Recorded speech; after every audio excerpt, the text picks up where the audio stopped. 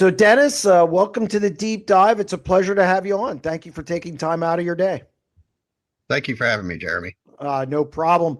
So, we were on the phone yesterday talking about doing this, and I, admittedly, I don't even know much about you as far as ownership. You're kind of a mystery, even in the Midwest. And I was talking to Tyler Swank, and he said he talks to you all the time, and he doesn't know much about you. So I wanted to get you on. Tyler's an interesting guy. So, um, when did you get involved in racing? I understand your grandfather. Am I right that your grandfather raced? It was in your family since pretty much all your life? Yeah, I've been around sprint cars pretty much since the day I was born, 1979. So I'm getting up there. Not as old as Tyler, but I'm getting there. My grandfather ran figure eight stock cars locally in the Quad Cities. So the Quad Cities is Davenport, Iowa, Moline, Illinois, Bettendorf, Iowa, and Rock Island. So my grandpa ran figure eight stock cars for years. So my dad was around it when he was a kid growing up, and then he met a buddy that was racing sprint cars around Iowa, Columbus Junction, 34 Raceway, places like that, and so we started going sprint car racing. As I grew up, he built wings for the Schaff 23S and Chuck Merrill's car in Central Illinois before we moved to Arizona. And when we lived out in Arizona, he worked at a speed shop, and so around everything and anything from dirt cars to pavement midgets. Went to the Copper World Classic every year before, back in the day when it was big, when they had all the classes, Mm-hmm. and just gradually grew up. Um, my parents got divorced mid 80s and moved from Arizona to New Orleans, Louisiana, then Pensacola, Florida. So I grew up down south. We'd visit my father during the summers, and obviously, summertime it's big for racing. So we'd come to Knoxville just about every weekend. He had a camper um, there on at that time on the actual fairgrounds, right behind the front stretch grandstands. So I grew up just around the cars all the time. About the time I turned 16, I started working on them for fun, just local racer type stuff. The day I turned 18, I moved from Florida to Champaign, Illinois. Spent a lot of time going over to the Speedway during the month of May. Just loved everything and anything about racing. Just started working on race cars shortly after that, sprint cars around Knoxville. Worked for both Terry Thorson and John Carney in the 360 class at Knoxville. Won a track championship with Carney. Won a lot of races. Started working for Bobby Meinzer for a while, and at that point, my career took me to Wisconsin. And with being in Wisconsin, one of my good friends, Davey Ray, was running Badger Midgets, so I worked on his stuff on Sunday nights for a while. Got lucky and managed to win a championship with Davey because I just riding everyone's coattails around, right? And, working with Davey, that was on the Wilkie car on Ralph Wilkie's midget, the Flying Five, and won a lot of races with them over a couple years. Managed to somehow help Tracy at Chili Bowl the year he won the Chili Bowl, just tinkering, not really doing anything, just being a tire guy, just for the love of the sport, volunteering my time. Right. Wisconsin got me to a decent point in my actual career, and just started helping guys a little bit with money and stuff. And about 3 years ago, I decided that I was done buying everybody else stuff, and I was gonna buy my own stuff for a while. So that's where we stand. So I got a ton of questions now. So uh, you have a brother who's actually a crew chief, a NASCAR crew chief, correct? Correct. My younger brother Brian, he's currently a crew chief for Sam Hunt Racing. He's running kind of their part-time car currently. Corey Heim, I think this weekend at Talladega, I think they got Jeffrey Earnhardt in the car. Um, the last couple years, he was car chief for over at Joe Gibbs Racing for the Xfinity 20 car. So he won a championship with Ty Gibbs. Won a slew of races in that car with everybody from Nemechek to Truex to like you name anybody that's been in that car, and they won races together. So he took that step to go to Sam Hunt to be a crew chief because that's been his dream. So and he's doing pretty well. I think they ran in the top 10 a couple, maybe at Darlington or close to the top 10, but they ran really good down there. They've had definitely some good runs lately. So I'm excited for him to keep building on that success. So you have this long lineage in racing. Why not a driver? What made you go kind of migrate to the mechanical side as opposed to driving them? Because you could have gone either way. Yeah, I think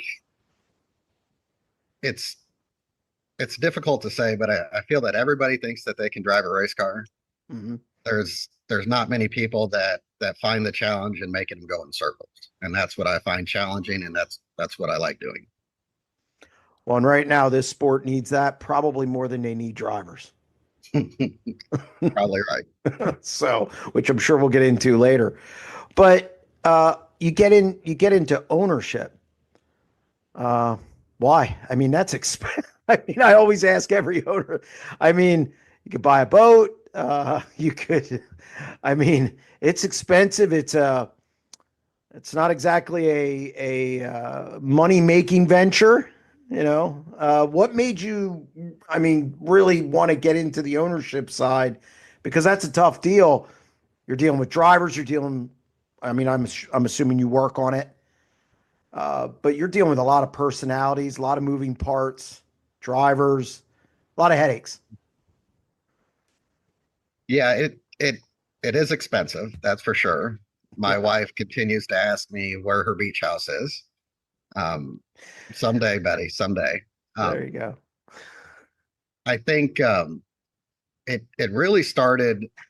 Currently, my next door neighbor here at the shop is Brian Ridge's team, the RSR team, and Aaron Hmm. Wright's, and they had an engine for sale. It was a rider, and I'm like, okay, well you know, maybe I'll do this. And I talked with Brian a bit for it, and decided I was going to buy an engine. And then I'm just kind of like, now I guess it's time to go, right? Like if you have one, I always figured that was the biggest part. I'd been discussing starting a team for years with Brandon Wimmer, and had told him that I wanted him to run the car because I knew I wasn't going to run a full-time schedule, right? I'm like, we're going to run, when I do this, I'm just going to do maybe 10, 12 races a year.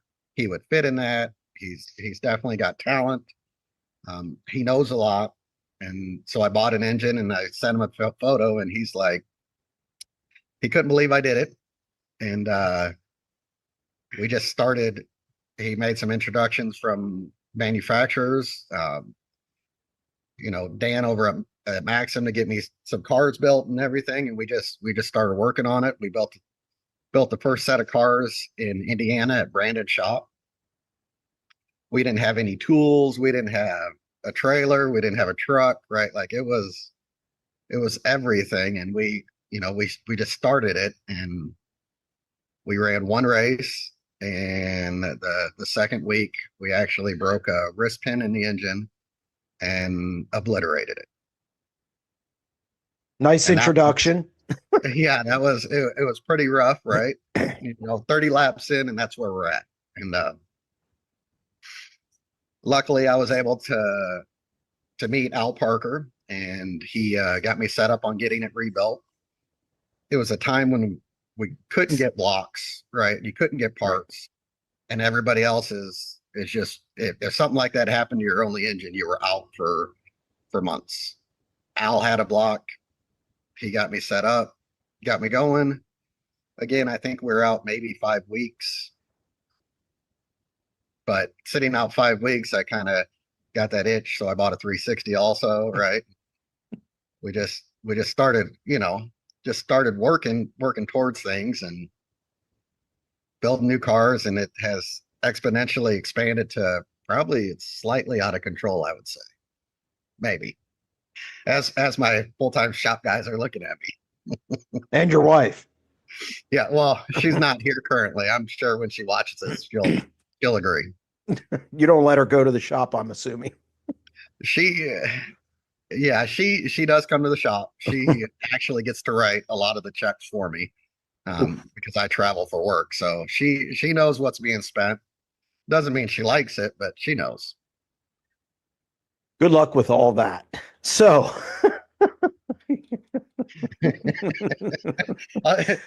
All the guys are laughing now too. yeah. Well, so before we get into the last 3 years, you mentioned your career. Is it electric, or you're in a like electrical field, or what is it that you have done, and did you go to school for it? How did you build that? And something must have helped you turn the corner that you could do this. Well, it started pretty much when I moved back north. I pretty much became an electrician. Did a lot of work in the low voltage world. Um, Still part of the electrical field, but that's primarily what we did. And I just continued to grow in a local company, and I got to the point where I was bidding jobs and just kind of doing some install stuff, but I was at the level where I wasn't going to go anywhere else. So I took a job in Wisconsin, um, working for a company that did nationwide work, and spent about 6 months doing installs for them. And they moved me into office to be an assistant project manager, and it just grew from there. Next thing, I was a project manager. Then I ran the entire construction division. Then I became an account manager, and that's pretty much where I was. And then about 8 years ago, I started with Ice Contractors, based out of Decatur, Alabama, and I run their national accounts. So we do big box stuff. Walmart's a big customer of ours, right? Like we just do a lot of big installs nationwide. We have technicians all across the country, and I'm unfortunately responsible for 120 of them that report to me, and I deal with the headaches each day. So running a race team is probably not as big of a deal because you have all these other, you're running a deal with 120 people. Correct. It's not as important, right? Like it's not as hard. But the one thing that I've done at ICE is I've built a team of people underneath me that I can rely on, I can trust, and I don't have to worry about what they're doing each day. And that's the same inside the shop between Dennis Moore Jr. and Dylan Sampson and Billy Ryan, or Ryan Billy, or whatever he's going by these days. I've built a good team here in the shop, and it's seamless. They work hard. They get everything taken care of. As long as I keep taking them to the A&P afterwards, they're happy.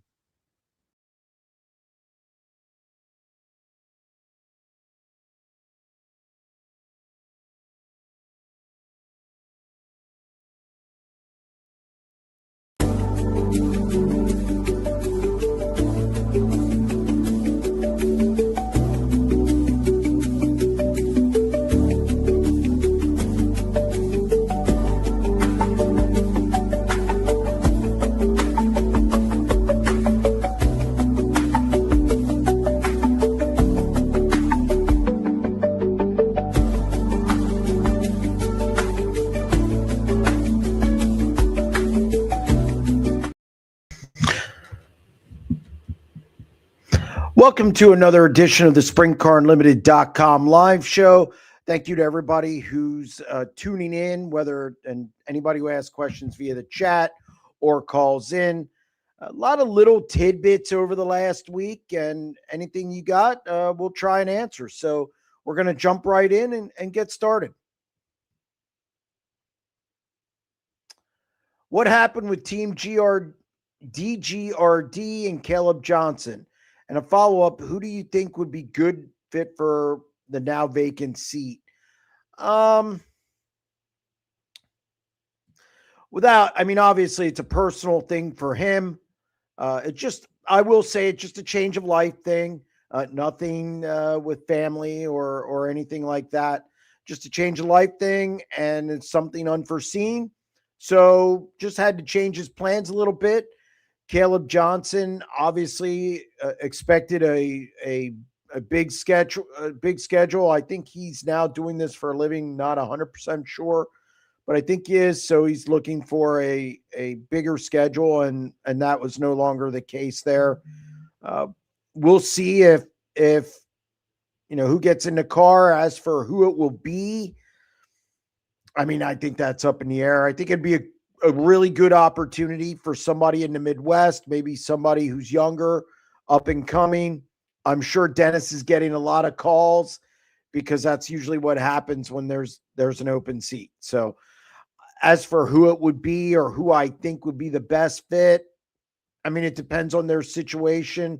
And without being a guy calling him and asking him how much he can do or what the team can do as far as number of races, that's kind of hard to tell. So that would determine who gets in the car. But it's a good ride, and hopefully they have somebody fill the seat soon. We are giving away we are giving away 5 pairs of tickets to the Babs Motor Speedway Eagle Air Aviation $5 Keystone Nationals, which takes place June 7th. It is a 410 sprint car show. Just call at 8:30, and 9. I think we're giving away, I think the first two, 8 and 8:30, we're giving away 2 pairs. So just call in, talk to Eric, and he'll get you set up. Who will have the most wins out of the top 3 teams in Central PA? Anthony Macri. That's pretty standard. If you don't consider Macri because he travels a little bit, I'd say Danny Dietrich. But yes, definitely Anthony Macri. He can rack them up in bunches. He's coming off another really, really good year, and I don't think anything changes in 2026.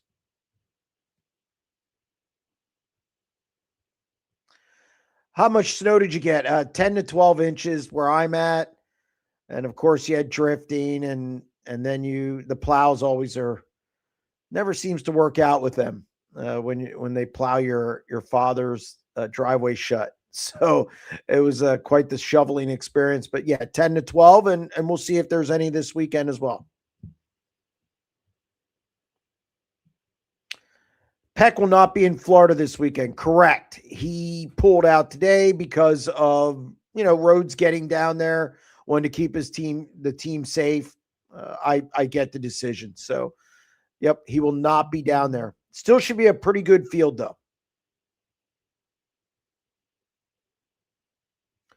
Any hockey bets I should be looking at tonight? I really haven't looked much. Edmonton doesn't play. I like betting on Edmonton because they score a lot. They've scored 13 goals in the last 2 games. Looking at it, I know the Sharks play tonight. That should be interesting. They usually fun to watch. Either give up a lot of goals, score a lot of goals. So Macklin Celebrini, usually shots, is good for him. Will Smith is back. I would look at his shot total. I have it here, but I'm not going to sit here and scroll through my app. But check it out. I don't even really know the slate tonight, unfortunately. I've been tied up with some things. Any idea what Zach Hampton is doing? As of now, nothing. He does not have a ride. I don't know what the plan is for him at this point. Obviously, Bill Rose filled the seat with Casey Jedrzejek out of Ohio, 21 years old. He's going to be a rookie with the World of Outlaws. And Zach Hampton is no longer in that seat. So I'm not really sure. As far as I know, he has no plans as of now. Who knows? Maybe he gives Dennis Gainey a call.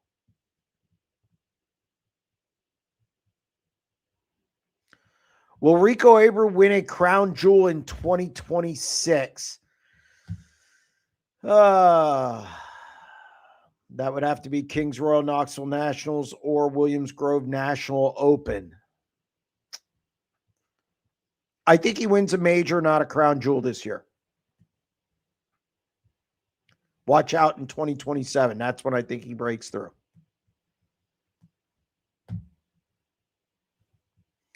Joey Amatea not going to Florida too. Yeah, not surprising. I think it's a little early for some teams. And I have to wonder, I mean, we've seen Gio Selzy not going because they're not ready, which is to be expected. New deal, top to bottom. Joey Amatea, I mean, again, there's not a lot of time between the end of the season and the season opener in Volusia. So it doesn't surprise me that people maybe don't go to that. Hit the like button. Yes. Thank you very much. Tire cost, is it due to not growing rubber trees in the USA? World War II, we ran out of rubber, invented synthetic rubber, possible solution. Yeah, I mean, there are no rubber trees in the United States, so it's all imported. So I think it's a variety of things. I think it's costs, obviously, to the manufacturers, which there is an extra cost now. But tire costs have been going up for a while. And I think it comes down to supply demand. I think it comes down to, you could say, a monopoly on the product in the sprint car world. I think it comes down to labor costs. We've seen a big push since COVID on labor costs. And yes, there are no rubber trees here, so you gotta bring all the ingredients or all the product in to make the tires. So I think it's a lot of things combined on why that is. Tim Kading or Ian Matson, who wins? I don't know. I mean, I don't get into that. I don't know what their backgrounds are as far as duking it out. There were no punches thrown. It was just a pushing match. So I'm sure they got over it. High limit, Gio Selzy versus Holmes. Who wins more? Gio Selzy.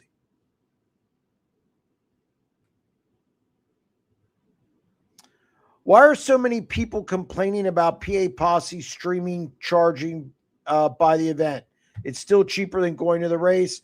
That is true. I mean, SprintCarUnlimited.tv does the same thing. Now, we don't have a lot of races. We only broadcast, as of now, 14. I like keeping it that way. I don't know. I don't know why people are, probably because they're the fourth wheel in this area.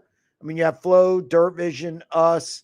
So I'm assuming that PAPosse.tv, with it being the fourth one, I think people probably have, just kind of feel, another one. I think that's a big part of it.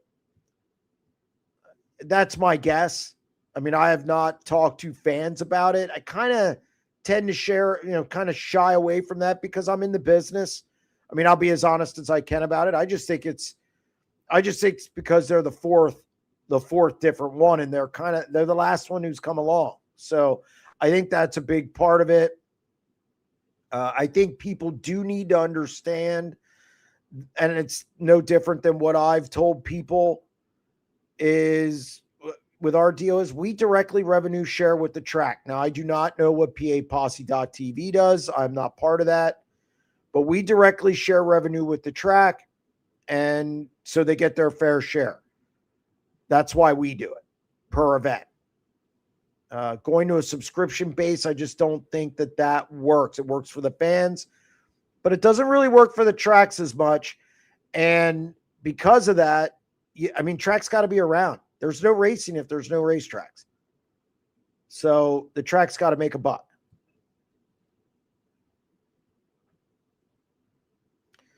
Are you going to Beaver Stadium Friday to enjoy some outdoor hockey in these balmy temperatures? I am not. I will not be up there for that. Crossed my mind briefly, but I don't know really what the weather's going to be. And I don't know if that's something my daughter would want to go to. Of course, I think she would go to any hockey game at this point. So, no, I will not be in attendance. What do you think about the Kings Royal format? Pretty gimmicky for me, considering the prestige of the event. I like it. Now, the key with any format like that is you got to be able to pass cars in the heat races, and they pull that off. You say gimmicky, but it's been in place since 1984. So 84, 85. So I mean, it's not really gimmicky if it's something that has been around that long and it's kind of sustained the test of time. Again, the key is you got to be able to pass in the heat races. The track has got to allow for that. Now they've tweaked it a little bit. The one couple years they had the fast timer start fifth in the heat race. Well, that kind of screws them a little bit. That's not a good answer. Now they have the wheel. I think the wheel is fair. I don't think a ton of sandbagging's going on. I mean, good luck trying to do that when the field's within, 4/10 of each other or whatever it is. So I think it's good. I think it's something different. It's a high profile event. I mean, is the Knoxville Nationals gimmicky? Because they invert 8 in their heat races and do a point system. I mean, that's something that's not used every week. So if we're going to say the Kings Royals gimmicky, we got to say Knoxville's gimmicky as well. And then we got to say Trophy Cup's gimmicky. And then we got to say, I mean, it just keeps going and going. So I think it's different, but I think Eldora does a good job, outside of rain, obviously. I think they do a great job getting the track to the point in the heat races where you can pass. And at that point, I'm good with it. Actually, my favorite race of the year.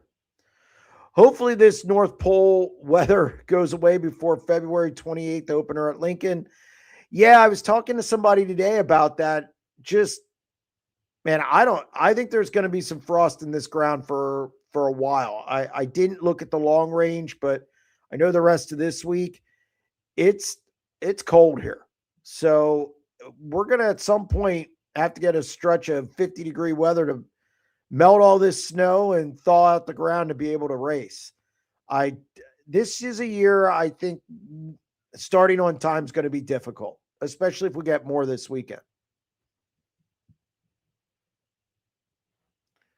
Looking back, do you think Zach Hampton pulling himself out of the National Open was one of the more boneheaded moves in recent sprint car racing history?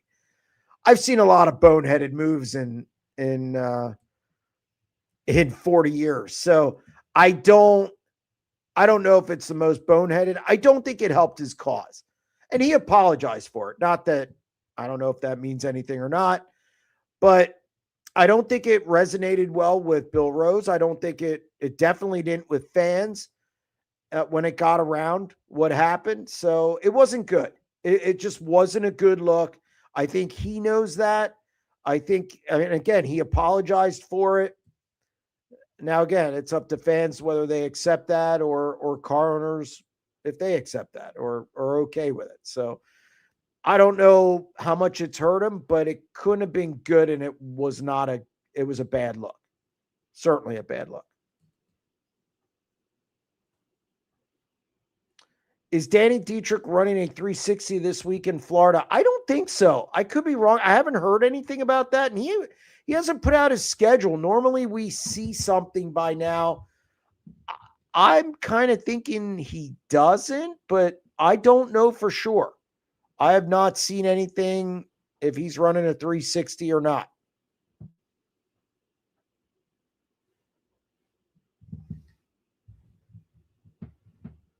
Oh, I got the 1 minute sign. Danny responded to a Facebook comment that he will not be running a 360. Good catch, Eric. I was actually just going to text him. So he will not be running a 360. I didn't think he was.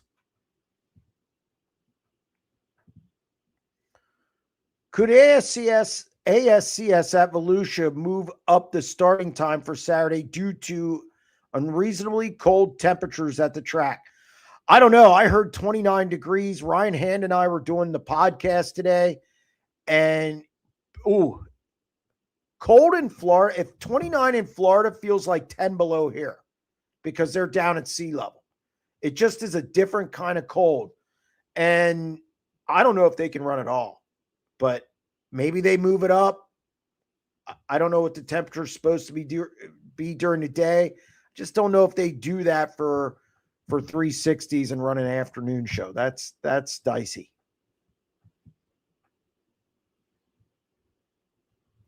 Do you think if Larson wins the NASCAR championship, he will retire from NASCAR and run high limit full time? No, I do not.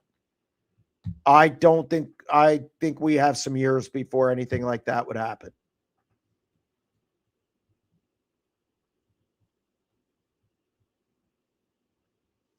I always wondered, if you're a pit crew member on a full-time national team, how do pit crews make a living if you're in the top 5 but not winning?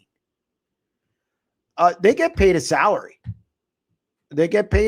Some of them get percentage. So even though they're not finishing in it, whether they're finishing in the top 5 or not, they're still getting paid. They're still getting a wage. And then a lot of the top teams, there's percentages also doled out.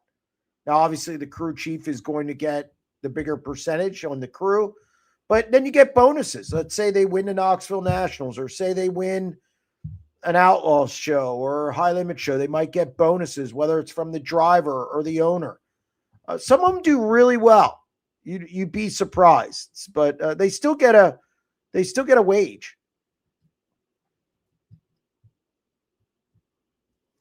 I have 41 entries for the 360s at Volusia right now. I think last year they were 50 plus, but 41's good. I think that's a good number. I think it's a good start to Dirt Car Nationals. I think if you get 40 cars for that event, it's pretty good.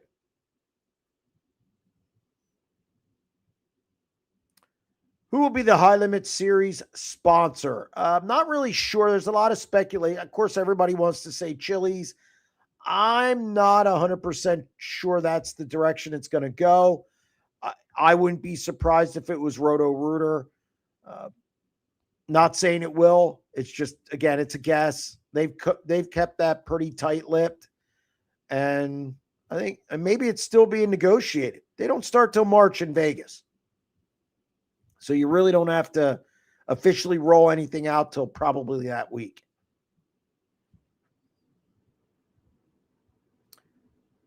Have you eaten a sugar bee apple? No, I have not eaten a sugar bee apple. I had to look it up when I saw it, so I didn't even know what it was. Now, when I should say sugar bee, once I saw the apple, yes, I knew what it was. But I didn't. I just saw the company Sugar Bee, I didn't know what that was. Rumblings that Spire may have another dirt car in addition to the sprint car and a late model. Any idea what it might be? Non-wing, maybe? I did a deep dive with Jeff Dickerson from Spire, and he indicated to me that there's not an expansion plan put in place. It's not like they're going to have all these cars, this big stable, and keep adding and adding and adding. He didn't rule it out at some point, but again, I've heard no rumblings, and talking to him on the deep dive, he did mention the bean counters at Spire are never really happy with him, coming up with these ideas. So I would be surprised to see anything this year at all.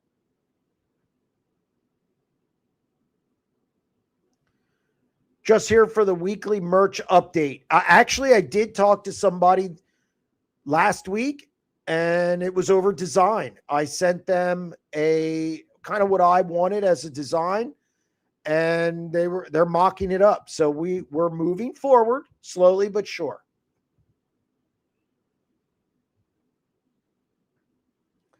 So Gio has Chili's as a sponsor the whole year. Yes, he does.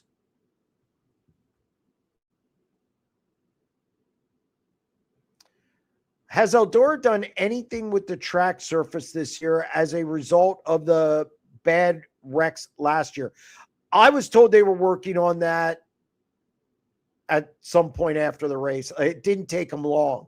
And from what I gather, the late model race, the World 100 wasn't as bad. So I heard different things as to why that happened, from a pipe to other things. I don't know what the end result was on that, but I would be very surprised to see it the same way this year.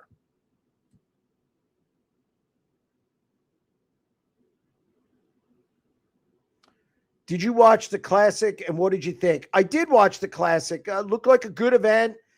I mean, I wish we wouldn't have had that crash that took out Cole Macedo, James McFadden, Goodyear, and Madsen. I wish that wouldn't have happened. I think, and so early in the race, it just seemed senseless. It just seemed, I don't know. I thought Cole Macedo was really fast. He dropped back to fourth and drove it back to first. Aaron Reitzel was a rocket at the end on a restart. I have to thank Eric for sending it to me, so I didn't have to get up real early. He took care of me there, and then I was able to watch the feature. I look good. I mean, if it wasn't a 16-hour flight, I would go over. But I just don't. I enjoy my off season a little bit. I still have to do YouTube content, and I still have to do some other stuff. We haven't had as much content on the website recently simply because of logistics and trying to get some stuff ready for the season. But it looked like a great event. It's well attended. The race was pretty good until the last, after the last caution. And I just wish that crash wouldn't have happened. I think it could have been a really, really good feature.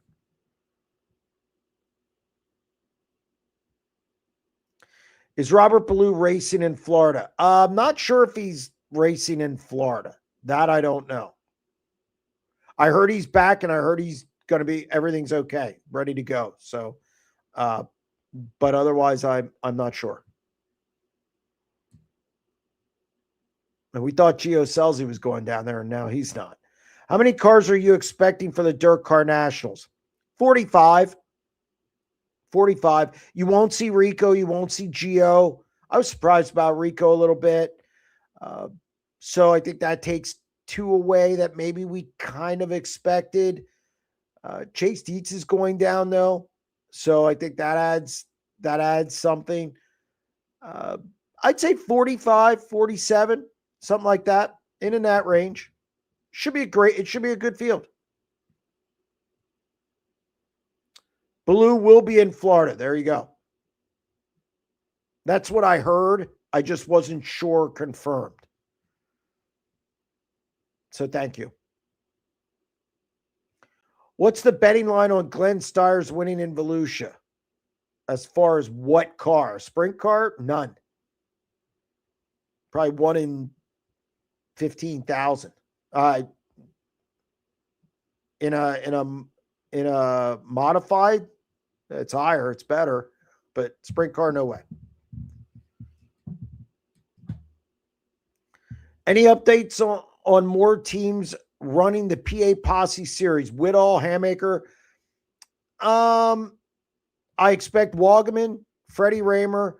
I do know that Matt Campbell is planning to run the whole series in the Flux car. Justin Whitall is going to run through PA Speed Week with the series.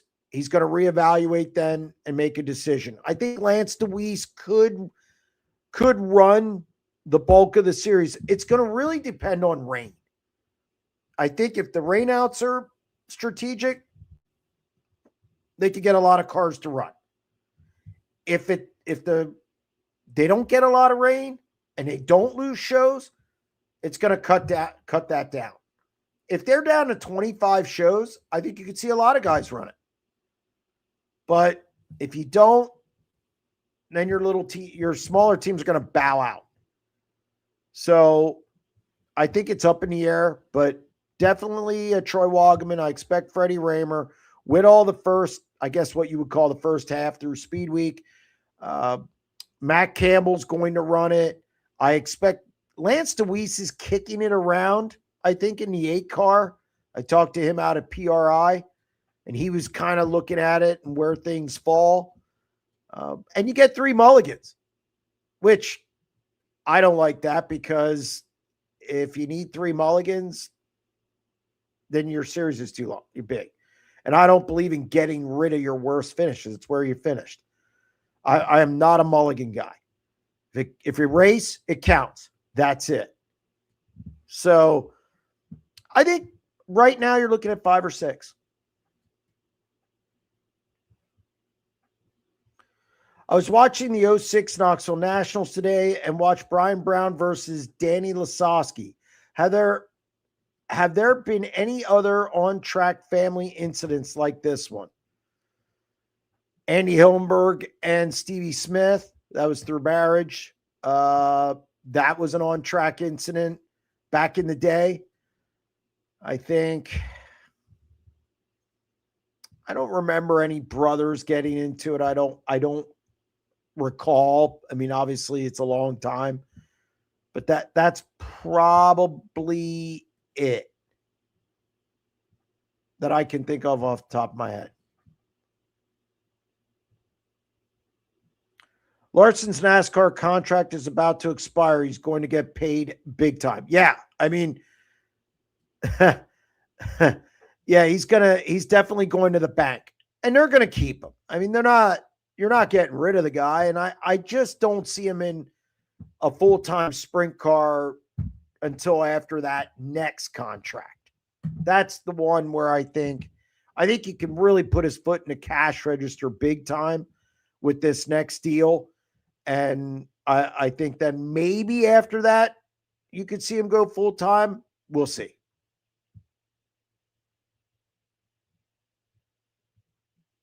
With the cold weather in Florida, will fans be at risk of iguanas falling out of the trees? I don't know, but I don't know how many Floridians are going to come out and watch that in that kind of weather. Hell, when it's 60 down there, they're bundled up like it's 25 up in Pennsylvania. So, man, I don't know. That's cold, though. For Florida, that's the coldest that I've ever seen down there.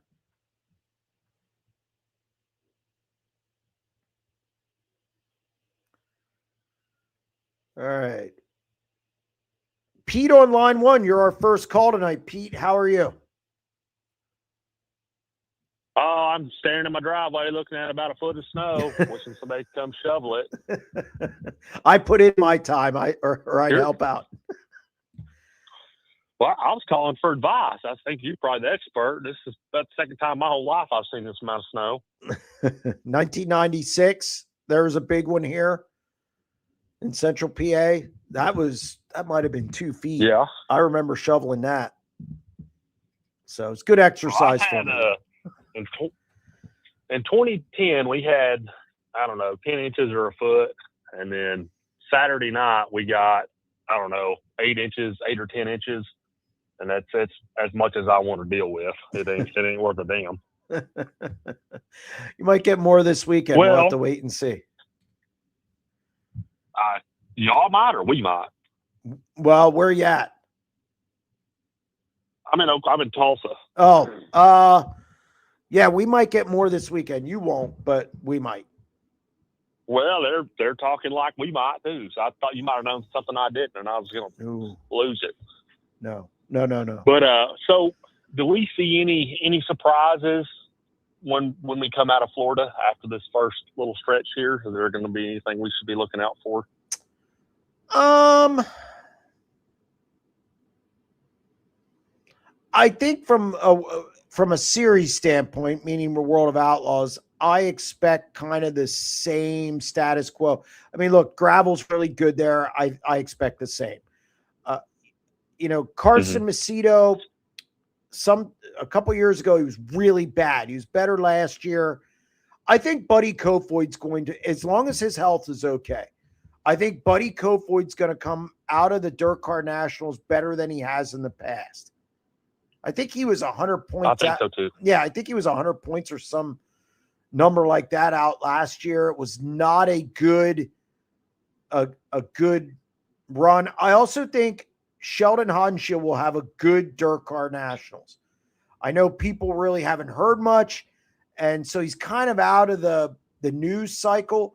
But I think Sheldon's going to have a good Dirt Car Nationals. He's been good there in the past at times. If he can avoid the flat tires, which he has had many times there, I think they're going to debut pretty well. So I think those are the things that kind of jump off the page. I expect a better outing from Cole Macedo. He was awful last year at the Dirt Car Nationals. I think they'll be better prepared. He's got some momentum. Well, I mean, I'm not a big momentum guy in racing because you're either good or you're not. But I think it can't be worse. So and by the way, watch Donnie Schatz. Yeah. Watch Donnie Schatz this year for Dirt Car Nationals.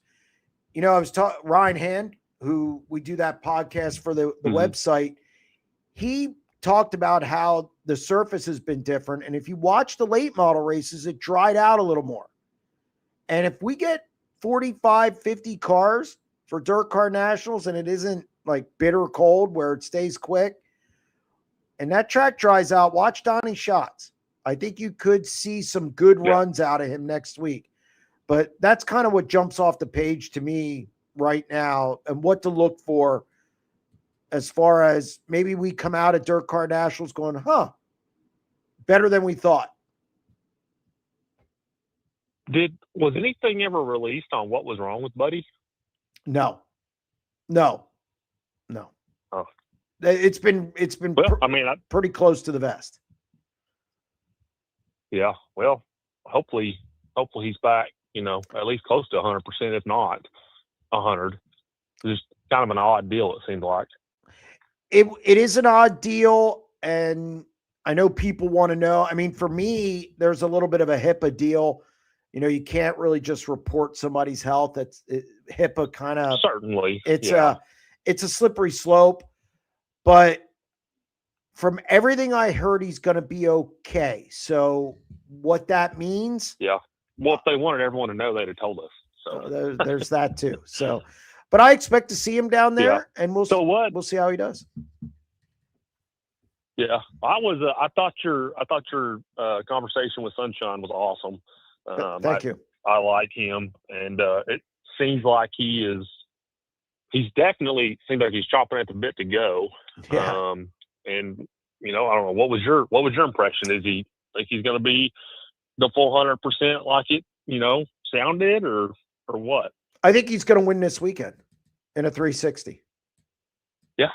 I expect him to look, his back's fine. That's not the issue. It was his eye. Mm-hmm. And as he said, it just healed itself. I haven't seen him in glasses since he first was without them. So I expect them to be quick out of the gate, especially in a 360 show. He's also pretty good at the Dirt Car Nationals.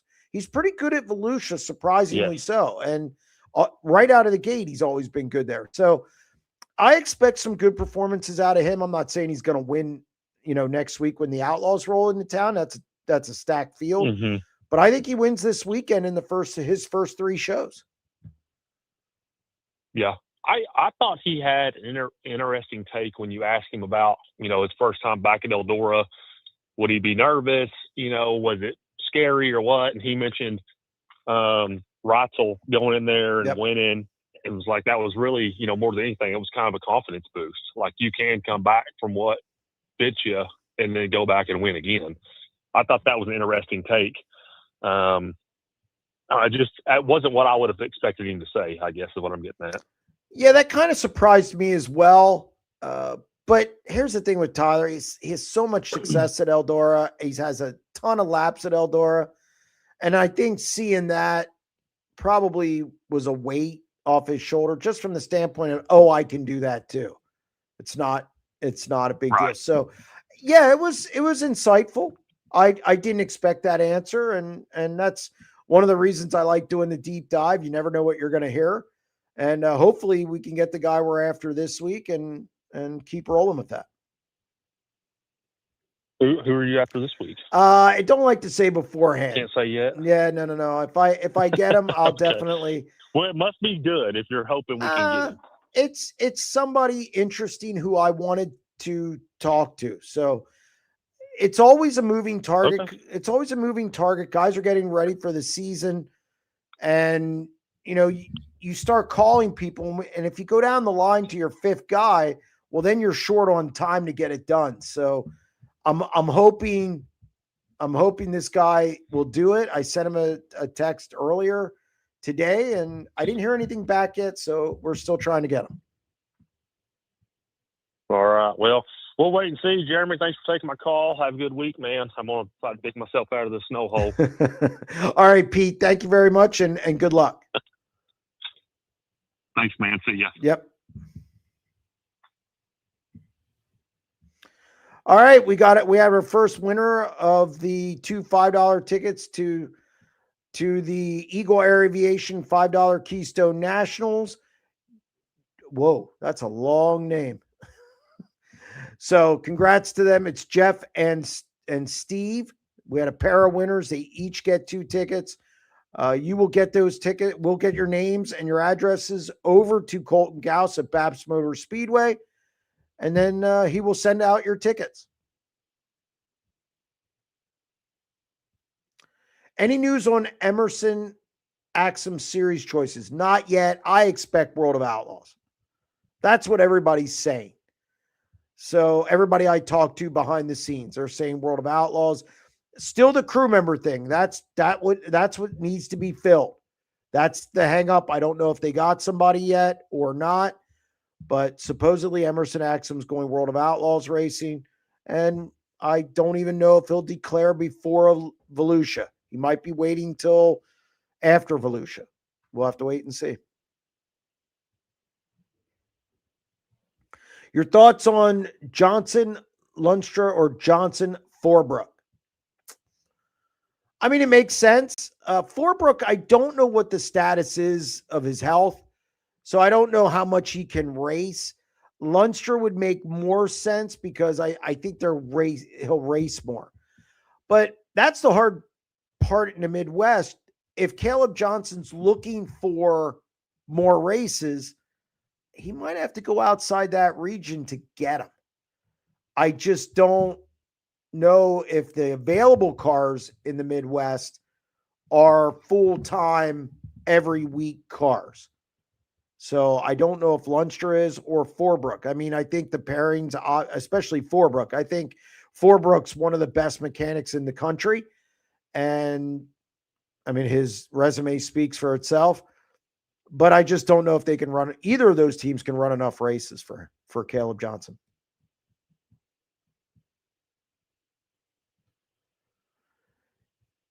Is Hayford T running ASCS full season? From what I know, from what I understand, I think that it kind of is one of those things where he decides as he goes along, and then he finds himself up by 100 points and just, it pays well. So, but from what I gather, he will be in Florida and he will be chasing another title. Friendly reminder that the Pens beat the Bears last Friday, but seriously, what is your opinion of Pens goalie Morishov and his possible future in the NHL? I like him a lot. Remember, went to a shootout. So, and he stoned the Bears, gave up none. Pens won 1-0 in a shootout. Well, their third guy didn't go, but I like Morishov. I think he's the future in Pittsburgh. When I saw him in net, I was like, ooh, it's going to be a long night. Made some great saves. Bears played their best period of the year, I believe, in the second period last week. Or during that game, I thought it was easily the best period of their season. And he stood tall. He stood tall in shootout.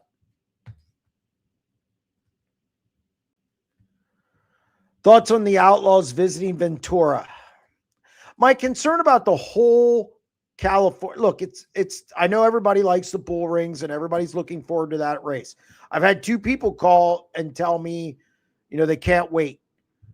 My concern with the whole California swing is fans, and does it make sense from a financial standpoint for the series? we're kind of in this thing with the World of Outlaws where every year's a grind to get races out there, or there's always something that I hear isn't what they want. Like, I know some of the swings just haven't been profitable, talking to teams. And, I get why they do it though. A, you don't want to lose a foothold in the region. B, it's an $83,000 to win race at Stockton. And if you start losing high-paying shows, I mean, High Limit already has more high-paying shows than the Outlaws, and their guys can run more six-figure paydays than the Outlaws guys can. So that isn't a very good selling point to your teams. Now, nobody jumped, which is fine, but eventually you got to keep your schedule going with those high-paying shows. So I get why they're going out. Ventura is interesting. I'm a little hesitant because NARC hasn't been there in 10 years. Why? Why haven't they? So that's a concern of mine. Do they not seat enough people? The grandstand looks smaller. Stockton seats a ton. But not really sure about Ventura and how many they seat. I'm worried about crowds. From the racing standpoint, though, it looks like it'll be really good. What will it take for Justin Sanders to run a national touring series? He's making a lot of money in California. He has a shock business. He just got married, bought a house. I just think it doesn't make sense to hit the road unless you have the right situation, especially for a guy who's making money in California outside of racing.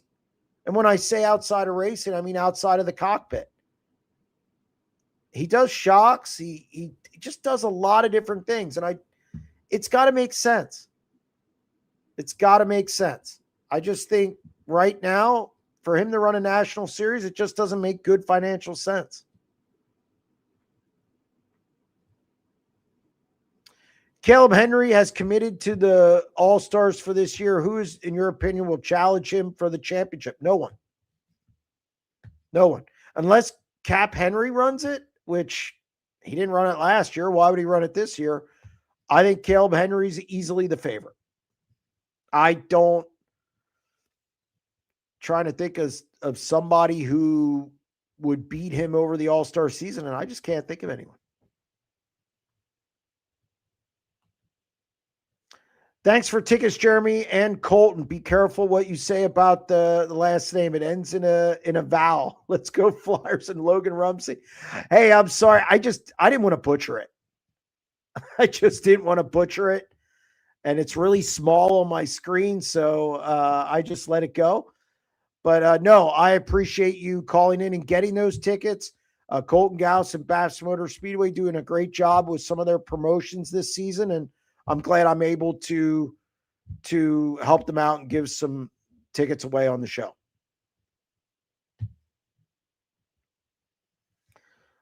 That classic wreck sucked. Great race, though. Yeah, it took some heavy hitters out of there, and it would have been interesting to see what maybe Reitzel would have had for them down the stretch, especially since his car just kept getting better and better and better. So, I agree with you. And I picked Cole Macedo to win it, and he looked really good. And I always like to look like I know what I'm talking about. So didn't happen. Still a good race, though, through the middle stages there until that last caution. Then Reitzel just boat raced him. So good classic, and it seems like they're putting up more money next year. I guess it's going to be $75,000. They'll draw.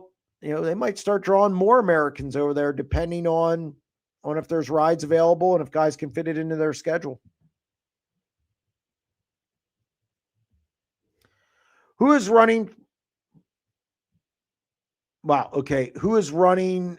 I should say for Bill Rose this year. It's Casey Jedrzak. He's out of Ohio, 21 years old. So, and I think there'll be another announcement soon concerning Bill Rose. Who's going to be Logan's crew chief? I haven't heard anybody new. I know Carly Holmes is there, Tanner Holmes' sister. I don't think she'll be a crew chief. She'll be probably car chief. They assemble the cars normally. It's kind of a Shark Racing's kind of a all hands on deck type of organization. Everybody kind of does their part. I think Logan makes a lot of calls with the team. And I don't know if there's a signed job so much. I think everybody kind of jumps in and helps with everything. I think Carly Holmes is a very good get for them. I heard nothing but good things from Joe Mooney at Macri about her and how she works hard. She definitely gets her hands dirty and she does a good job. So I expect the same at Shark Racing. As for a crew chief, I just don't think they have anybody who has that title necessarily, unless they hired somebody recently. Bruce on line 2. Bruce, how are you? Good. How are you? Not too bad. What do you got for me? Good weekend.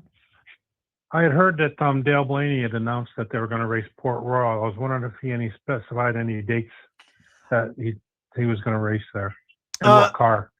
No, there were no dates released. I talked to him a little bit, and he did say he wanted. They were going to bring the car out last year to Port Royal. It just didn't happen, and he didn't tell me what dates specifically. But yes, I do expect him to roll into Port Royal a time or two this year. With David's car?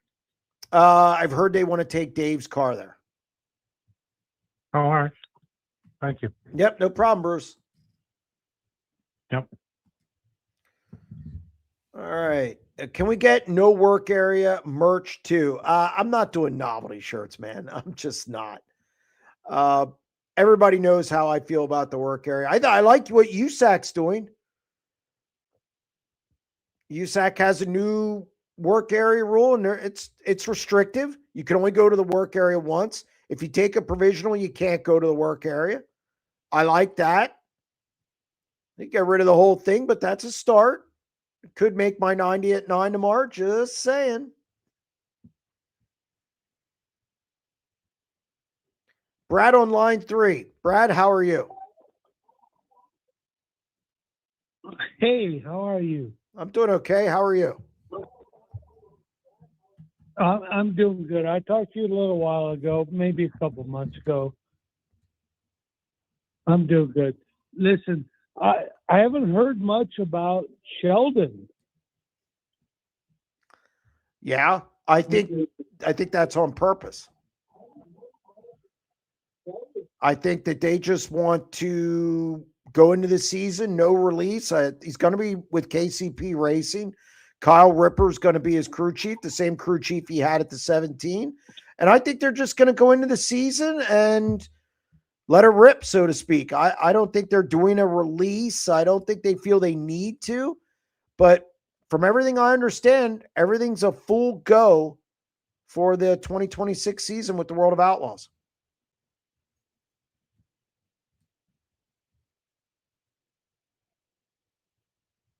All right. Watching the Sabres. Oh, here we go, Jim.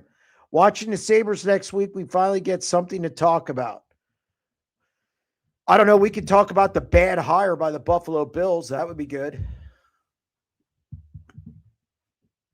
Sorry, not a fan of the hire.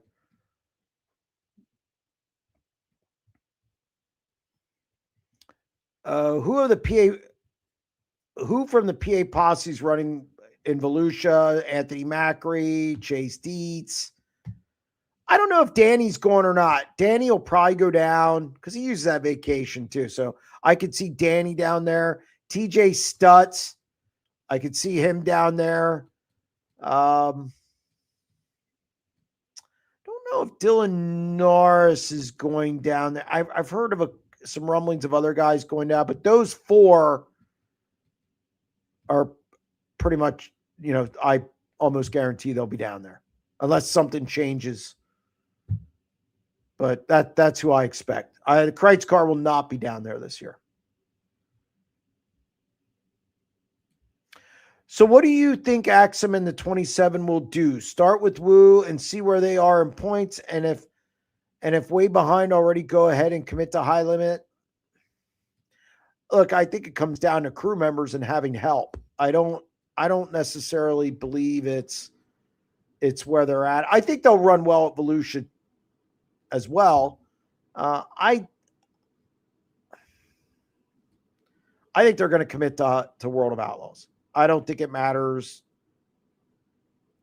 Short of having a disastrous Volusia, which, being 200 points out, I foresee them running Outlaws. That's everything I'm hearing.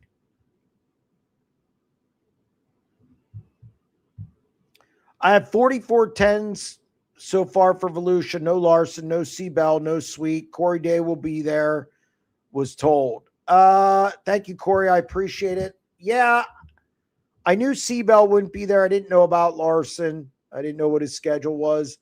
But running Australia, then running Chili Bowl, and I mean, the guy's got to get a break at some point. I mean, come on. Corey Day being there, that'll be interesting. 44 10s is pretty good. And you're going to get some stragglers. There's guys who you just don't know they're showing up, and then they roll in there. So I think some Florida guys, I don't know, just throwing a name out there, Tyler Clem or somebody like that. You didn't expect to be there, and they show up. So I'm sitting on 45, my original 45 to 47.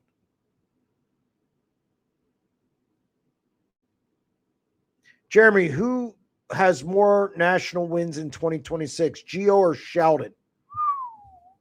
It's close. That's close. That's good. That's good.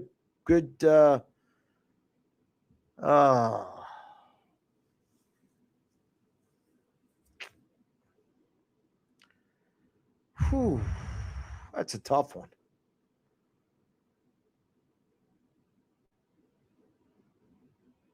Both series I'm going to say Gio, but not. I think Sheldon will be decent this year. I just think going against Gravel, Kofoid, and Macedo is a tall order. So I'll say Gio. And plus Eric I think Eric Prutzman and Gio will hit the ground running.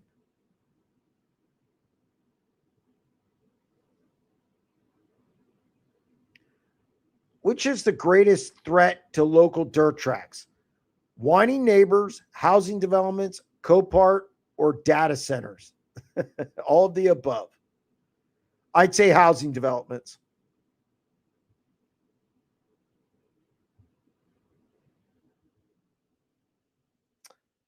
Geo 6, Sheldon 5. It's not bad numbers. I have Geo a little ahead of them. Trying to beat Gravel, Macedo, and Kofoid is just, that's tough. Seahawks or Patriots? Seahawks. Is betting on sprint car races dead? Odds really were bad second half of the year. I think it's a big nothing burger. If you can't do it in Central PA, you might as well not do it because it's the biggest area in the country for sprint car racing. And it's just not available in enough other areas of the country either. And the way they do it is, like when I go down to Volusia, I'll be able to bet, but they'll give me like 7 guys in the field and they got to finish higher than this finishing position. And I got to pick 2. And it's just, bettors don't like that stuff. It's just not the same as betting on a football game or basketball game or hockey. So it's a big nothing burger to me. It just isn't big enough. And I don't know if it will be. I have my doubts. Was it wise for PA Posse Series to make all the PA Speed Weeks non-points races? Yes, it made sense. Do I think it's going to change a lot? No, but it makes sense because your mid-tier teams can't run all 10 nights. So they would have had to use a mulligan. And then you're using up a mulligan, and then you're going to have to go to Bedford. You're going to have to go to Clinton County or Path Valley or Bridgeport, the out-of-area tracks. So I think it was smart just to leave Speed Week out of it as far as points and just have 37-point shows. I think you're going to have more people run the series. There's roughly 8 to 10 guys who run all of Speed Week. And I think making those point races, you were going to alienate some guys. And I don't think that's good either. So I was in favor of that move.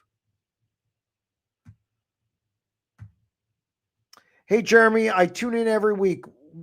We'll be at Volusia this week, but I'll be at Hendry County for the 10,360 race next week.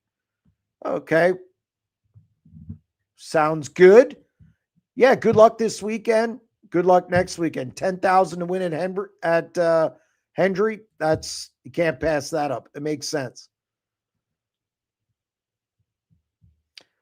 Whatever became of Jim and Mally Schuster's racing careers? That team's out of business. They spent a lot of money.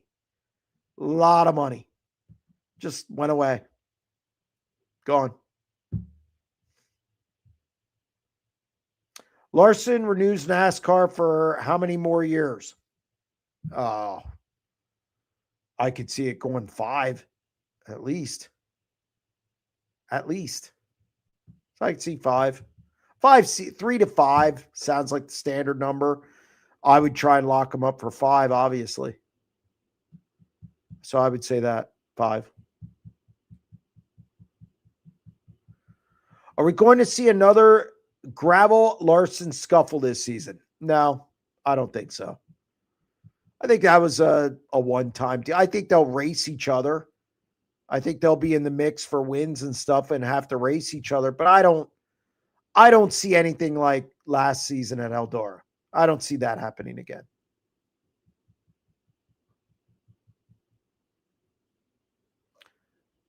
Did Lance say anything to you about Cole's schedule? Did he move up to 305s?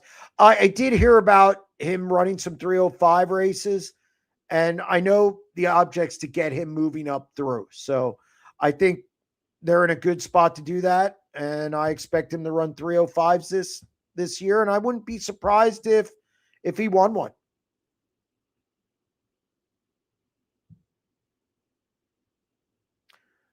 Who's the next USAC guy going wing racing? Clausen, Rico, Sunshine, Bacon, Axum, Persley, Peck. Now who? Looking at that roster, I don't know if there's any at this point. Justin Grant has settled into probably the best all around between the 3 USAC series. I mean, Briggs Danner's coming on. Now, he has run a wing car, but wing racing, I think, is a little more upkeep, it's a little more expensive. So I don't know what car he would get in. So I don't really see anybody on that roster right now who I'm like, okay, that guy's going wing racing. I don't see it.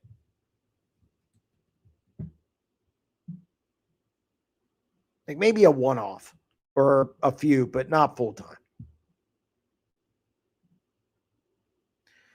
I run a 305. I have a normal wing and a dish wing. Any benefit running the dish wing? We typically run slick tracks in Ohio. I like the dish wing because and again, from a 410 standpoint, everybody I talk to, you can move around more. The dirty air isn't as bad. So the dish wing from the people I talk to, from the people, Donnie Schatz is a big dish wing guy. There's a lot of some older guys and even some younger guys who have said they'd like to try it. So I just think it gives you the ability to move around more, and dirty air is not as bad. So I would try the dish wing, definitely, because you have a lot of dirty air in Ohio.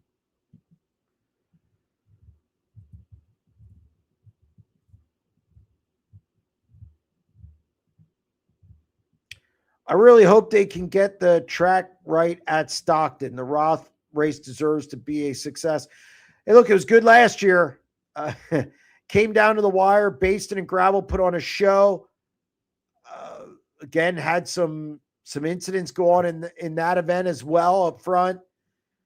It's been a success so far. Hopefully Stockton Stockton's a moving target with the track. Sometimes it's rough. Sometimes it's too slick. Sometimes it's, and I've heard a lot about the area around it. I didn't know the surrounding Stockton area was bad. I knew Antioch was dicey with the Bloods and the Crips. I didn't know Stockton was that bad. But there's a lot of chatter online about the surrounding area being safe. I don't know, but hopefully they have a good race, especially for Tony Nassetti, who was obviously, him and his wife were involved in a car crash, and he seems to be doing well, recuperating. So I'm hoping for the best for all parties involved. Briggs ran like top 5 at Lincoln with a wing once, I feel like. I know he ran well at Bridgeport. I don't know how much he's run at Lincoln. I can't. I'm not 100% sure. So, but he talented driver. I think he's a talented driver. I think I would like to see him go to a wing car. I think he's going to make more money, obviously. I think that's why a lot of guys do that. But he's pretty settled into the non-wing stuff at this point. I just don't know, man. I just don't know if there's rides out there where he could run a wing car. It's hard to say. Bridgeport, he won a non-winners race at Bridgeport. He was 5th at Williams Grove one time. He was 5th at Williams Grove.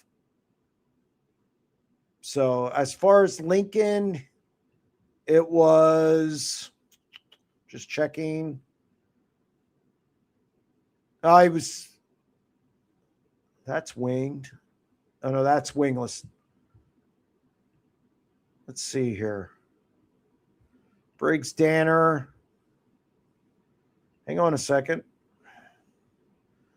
Yeah, he had 2 top 5s, one in 2022, one in 2024. 2024, or no, he was 2 times in the top 5 in 2024. Now, one of them was Williams Grove, and the other one was a non-winners race at Bridgeport. And then in 2022, by the way, SprintCarRatings.com is awesome. It's the best. Oh, Action Track. So no, not at Lincoln. Williams Grove, though, it's pretty good.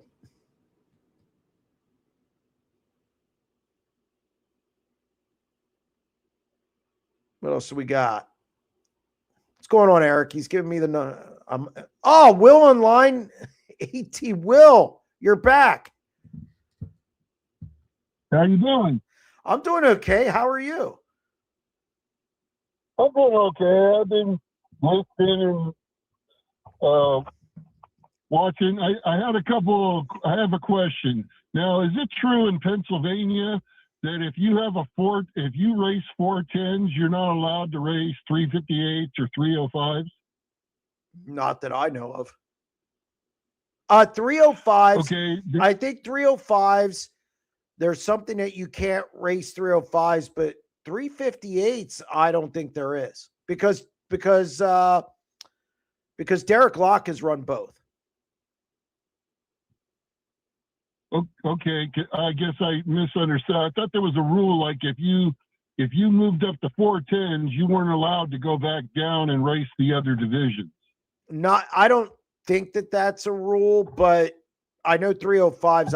I don't think you can do it. Okay. Well, because in California, we seem to have a problem where if you have a 410, a 360, and a 305, some of these guys show up with 3 cars. Yeah.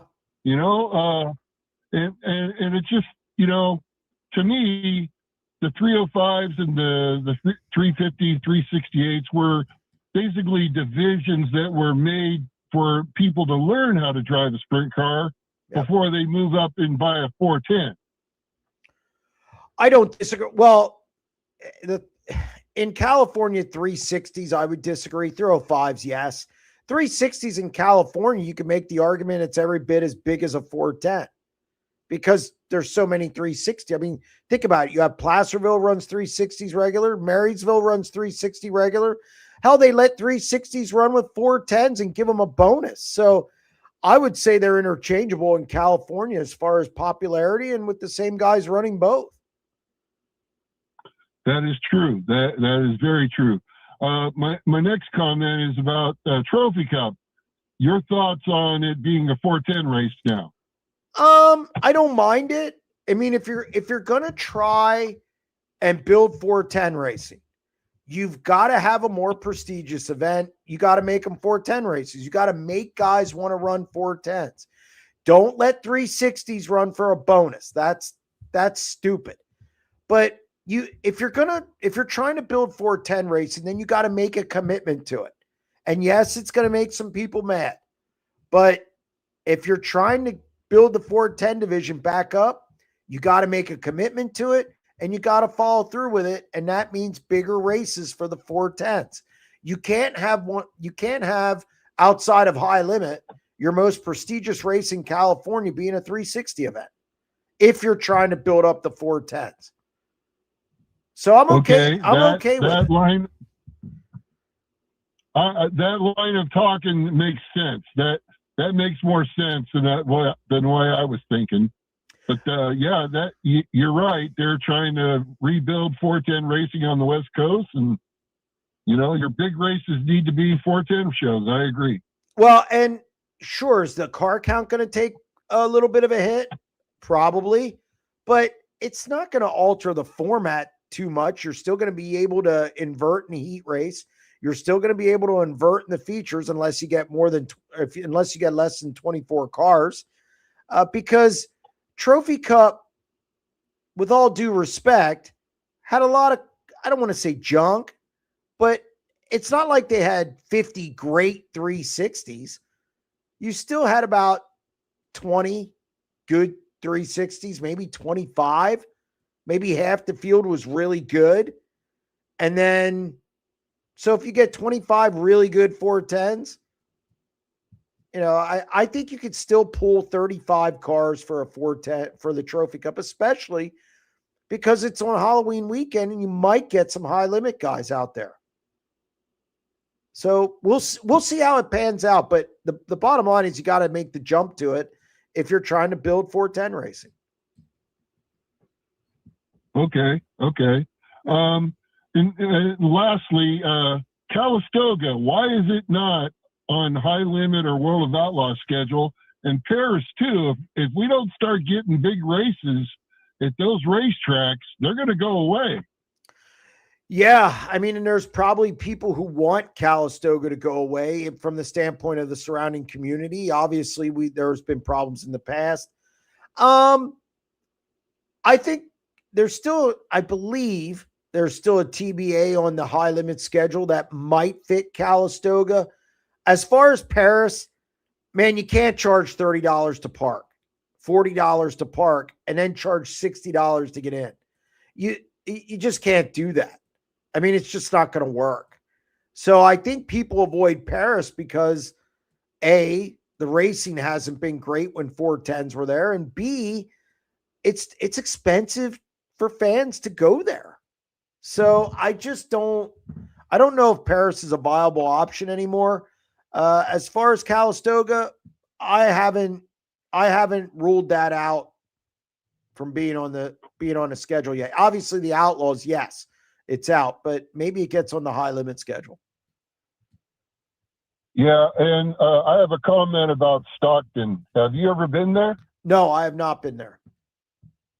Okay, you're not. You don't need to. You'd waste your time if you did. But it's terrible, man. I mean, it is no joke. The surrounding area, the town, Yeah, it's dangerous. I keep hearing And this. well, every time I invite a friend to go to Stockton, and I say I'll meet you there, he brings his car, comes out, broken window, the stereo's gone. Yeah, Every time. didn't know it was that bad. You There. know? Yeah, it's and the other part, I mean, if you got through that part, the biggest part to me, besides the dangerous part, is that, man, the grandstands are just too far away from the race. I've heard that. I've heard that. It just, to me, it's way too far. It's further than any other track I've ever been to. It'd be interesting to find out if it's like that back east. I'm sure it's not like that where you're at. No, we don't have any tracks like that where it's really far away. Yeah. Well, thank you for taking my call, and come out to California sometime. Maybe this year. It's not, we might be making that trip, and Will, it's glad to have you back. Hey, I'm always there. I just, I kind of got, when they had the storm go through your town, I was hoping to get on with some of this stuff, but I had to wait. Well, it's good to have you back, Will, and you take care. All right. Thanks, Jeremy. Thank you. All right. Congrats to 8:30 p.m. winners. 2 tickets to the Babs Motor Speedway Eagle Air Aviation $5 Keystone Nationals, featuring 410 sprints, $5. Ken Krieger and Guy Lindaberry. So we have one more. We're giving away one more pair of tickets at 9 p.m. So we've given away 4 sets. Now we're going to give away one more at 9, and we'll be good to go. All right. 08 or 09. Donnie spinning out and then coming from the back to win at Volusia ruined my entire trip. I don't know if a guy coming from the back ruins the trip. To me, that makes it good. It's good racing. So I've seen him win from 15th there, 15th or 16th. Just boat race, just dominated. So he's good there. And I wouldn't be surprised if we see a couple good runs at Volusia this time around.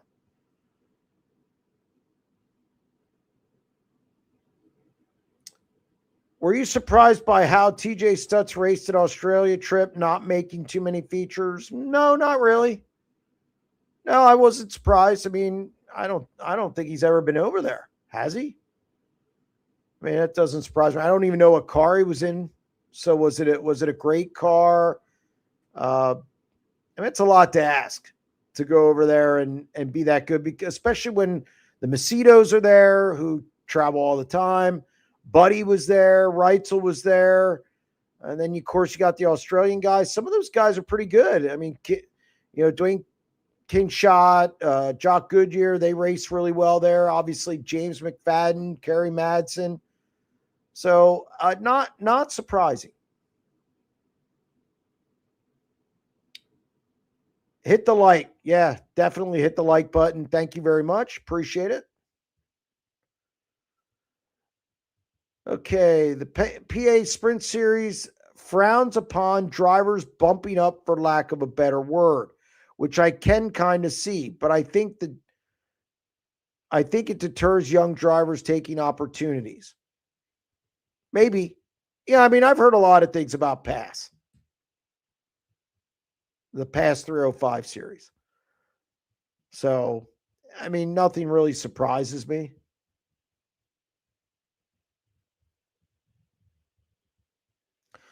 The Woo Champion has very few bad races. If they were given 3 throwaways, a 20-point lead going into March would last all year. I agree. I don't understand mulligans at all. I just don't. You race, just race. And if you don't want to go, then don't go. But there's a penalty for not going. If you're going to have a series, you're right. The 3 mulligans. It makes no sense to me whatsoever. I didn't like it when other series have done it. If you race, it counts. Will you have any news article on Brent Marks? All I'm going to say is I'm working on it. Okay? I got half a story. That's all I'm going to say about it. Which series does Axum make more money in? Well, that depends. Can he finish in the top 8 of a... Look, here it comes down to can he get a franchise? So to do that, he's either got to finish in the top 3 the first year and then run the second year, or he's got to be in the top 8 2 years. Can he do that? I do think he could make more in the long run with high limit,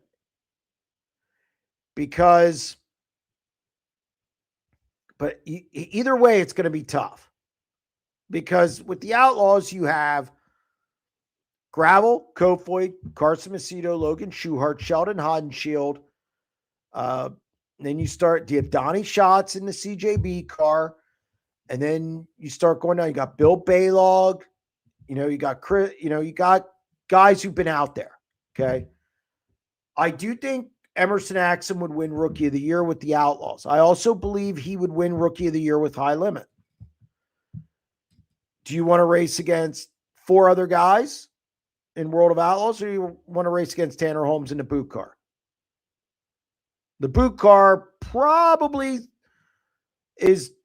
has a higher profile than any of the rookies on the World of Outlaws side. However, it's 1 guy versus 4 guys, and anything can happen. We saw that last year. I mean, I think people probably had Cole Macedo tabbed as Rookie of the Year. Wasn't close. Garrett Williamson and Chris Wyndham went at it for it. So, but that franchise, that's where the money's at. And it comes down, if he can earn a franchise, he'll earn more money with High Limit. Plain and simple. That's why I thought Carson Macedo should have jumped. I thought he could have won the points.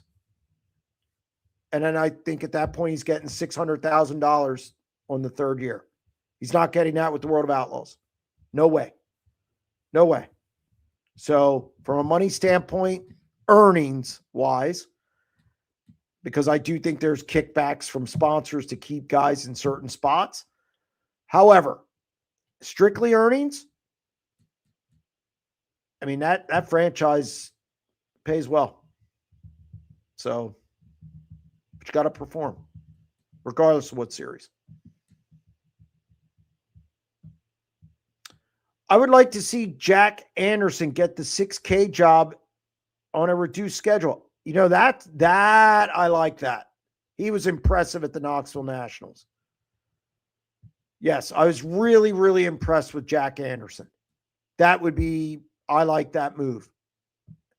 Dennis Gainey, put Jack Anderson in the car. Got to give a shout out to the Chaz on his Cole Trickle performance in Boom's car. Congratulations. I totally enjoyed that. Okay. It was practice. Can high limit teams sell merchandise from their souvenir trailers at Volusia? That's a good question. I don't know. Who knows what those rules are like now? I would assume not. I would assume they can't.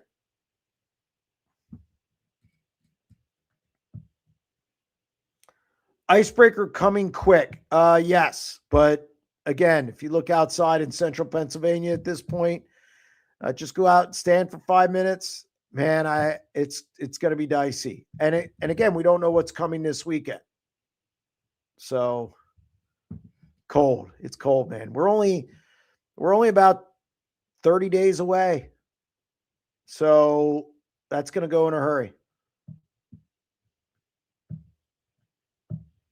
Kel Thomas in the 49, All-Stars or pick and choose? I would assume he'd do the All-Stars again. I would assume he'd do All-Stars. I mean, makes sense.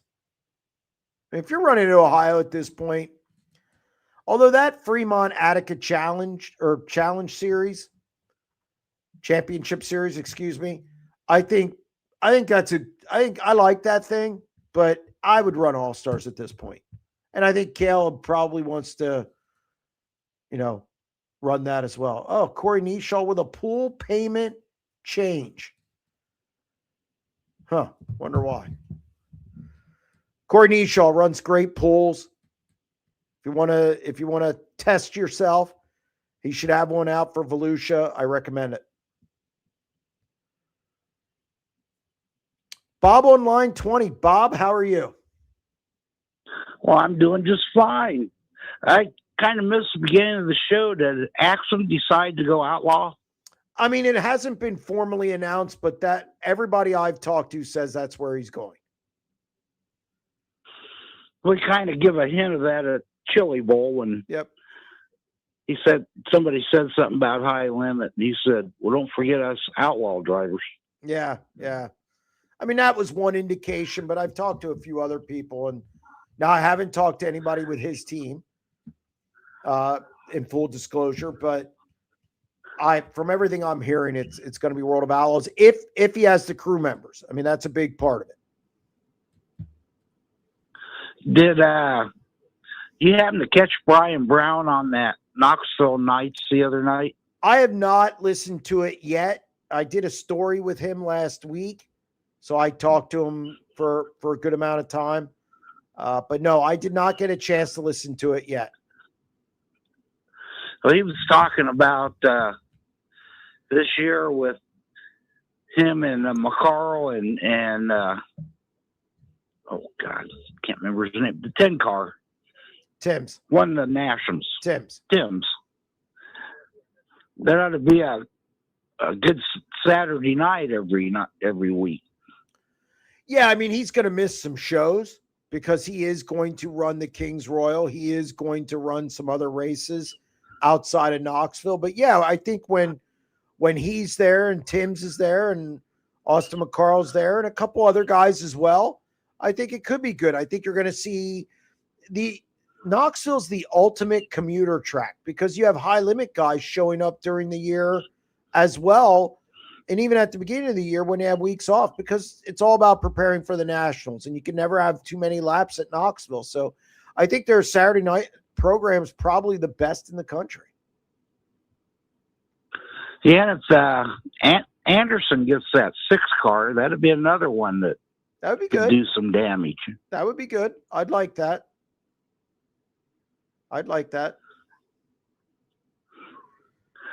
Well, hey, my phone's about to go dead. I just wanted to check in and say hello to everybody. Well, thanks, Bob. I appreciate it. All right. Bye. Take care. Bye-bye. It seems like more and more money is being pumped into these big Aussie events. Will we see more Americans making the trip? I think you could see it. There's got to be rides for them, though. I don't see them sending over equipment, at least not the bulk of these guys. So you got to have rides available for them. So I think it comes down to that. But who knows? I could see some more. I expect Buddy Kofoid to go back next year. I expect the Macedos to be back. Aaron Wright's already indicated that he's going to be back. You keep making these. I mean, it's a nice payday over there. So, I mean, think about it. Aaron Reitzel, I don't know his percentage, but I'd be willing to bet he collected a nice January check going into the racing season. So, and he didn't really have a great swing. I mean, they really didn't get quick until the Classic. So, yeah, I wouldn't be surprised if more guys make that trip at least once or twice. So, depending how big High Limit gets over there, could determine how many guys go over. Sheldon did better once Ripper was gone last year. I mean, look, it was a short sample size. I think Pruitt did a great job with him, and I think Pruitt's probably better than what people say. But I think, too, again, it was a small sample size. And I think, he did win the National Open with Kyle Ripper. So that's a pretty big win. That's a crown jewel win. That's Sheldon's first crown jewel win. And he did it with Kyle Ripper. I'm not going to bag on one over the other there. I think Pruitt is better than Kyle Pruitt's better than what people have made out to be. But I mean, Ripper's pretty good too. So it wasn't a National Open. Wasn't luck. Is Sheldon taking Noss energy with him, or does that stay with the team? Noss is staying with the 17, and I think they'll be an associate on Sheldon's deal. I think they will be involved with KCP in some way. So I think they're going to be on both cars. And I think next year's the last year with Noss with Stenhouse Marshall, meaning from a contract standpoint. Do they re-sign him? I have no idea. But yes, Sheldon will have some Noss colors on his car.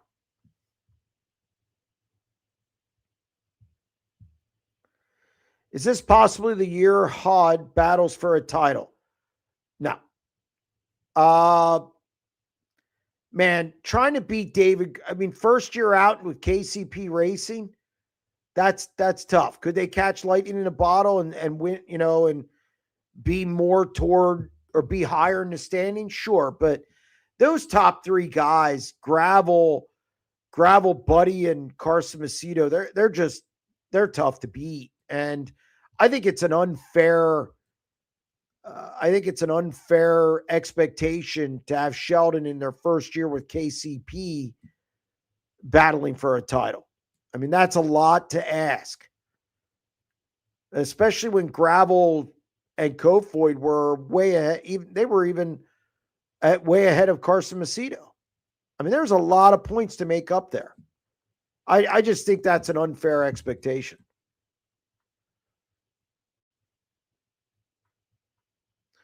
Who do you see jumping into the Neumeister Racing 11? That's a good question. I would, I'd like maybe another California guy comes in. Gage Garcia is coming into the Ohio region. Maybe there's a pipeline there to get another guy in. I doubt it. I think it's going to be an Ohio guy. But I haven't heard any names yet. It's worth checking, though. I'll check it out. Horsepower Air at Volusia. When's the first fuel stop? Over under? Yeah, I mean, especially if it's chilly down there, that's going to suck gas big time, or suck fuel, I should say. So, 20, lap 20. Bridgeport, good track for winged racing. Yeah, it can be. Yeah, it's short, banked. Yeah, absolutely can be a good track for winged racing.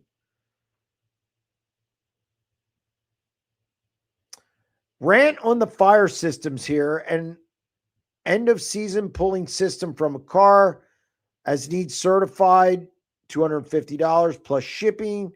Go to pull the handle and cable is not made for dirt and car washes. Cable won't even move. Yeah, I'm not a big fan. Look, I think it's great to have a fire suppression system. I just don't know if they've been tested enough to make a difference. I've heard a lot of stories like this from teams, and even the teams don't have a lot of confidence in it. So that tells me it needs more testing.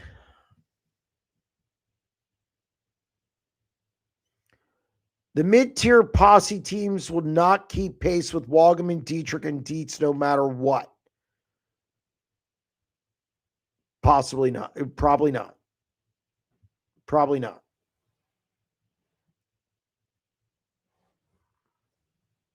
Jeremy, am I alone in thinking the Rico TSR partnership will have a disappointing 2026? What would you, how about this? I hate answering a question with a question. What do you call disappointing? Hit me back. What do you call disappointing?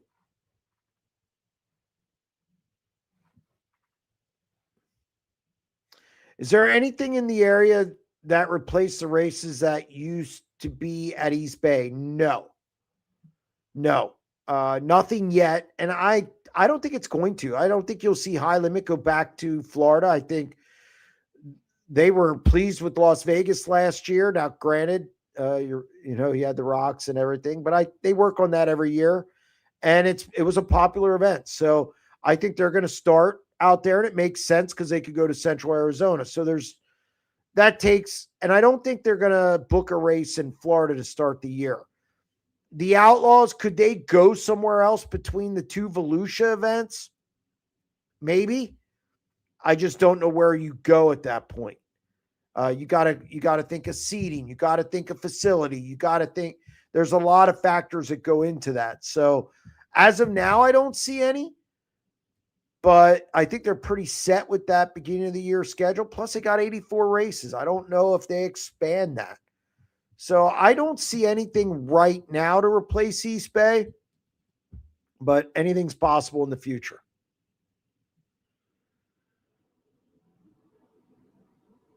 Except High Limit starting there. I don't think High Limit starts there. How about a deep dive with Van May? Yeah, I started another list today for deep dives. I'll definitely put his name on the list.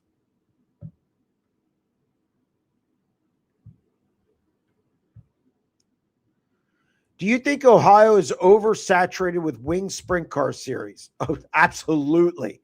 All-Stars Fast, OVSCA, will they have to combine to survive? Yeah, and then they have the Gladiator series. Yeah, it's way oversaturated. Way oversaturated. Absolutely. I think something's got to change at some point for it to survive. I don't think. Then the Attica Fremont deal. It's way oversaturated. Some of it needs to combine or something needs to happen.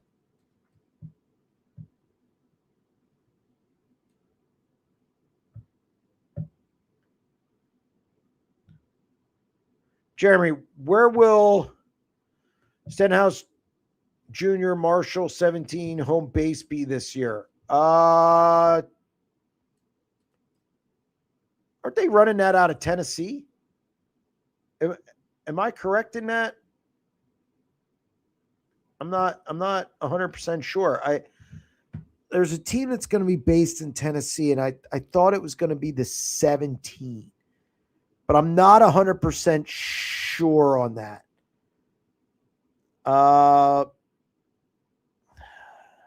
It's a lot of. I think the 17 is going to be based out of there, but I'm not 100% sure. I think so though. I'll shoot a text just to. I'm pretty sure that's where they're going to be based out of. Go ahead. You can 305's put you at the rear for X amount of races, but nothing against running a 358. Look at Norris last year. Yeah, I'm in 410. That's where I don't think they want. Yeah, I think from the 410 standpoint is what they meant.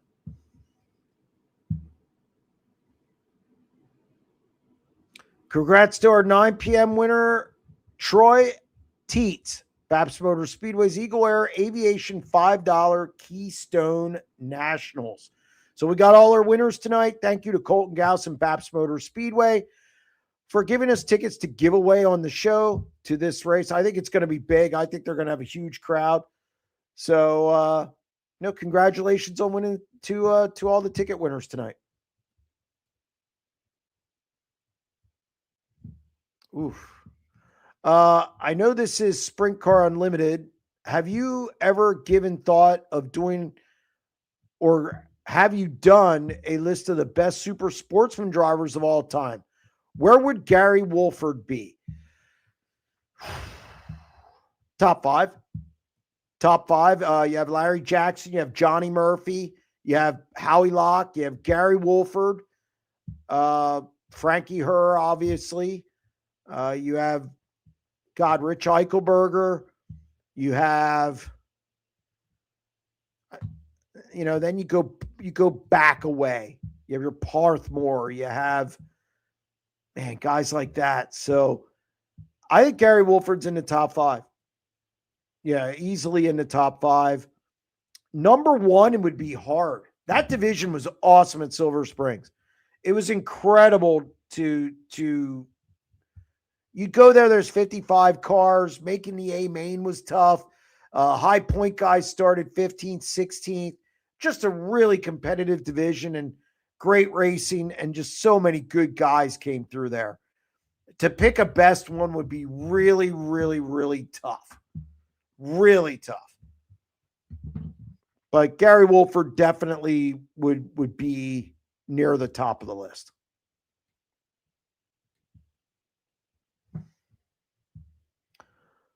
Would love to see Briggs in the Hefner South car. Yeah, I think it's Steve Snyder, though. In fact, weren't they looking for sponsorship the other day?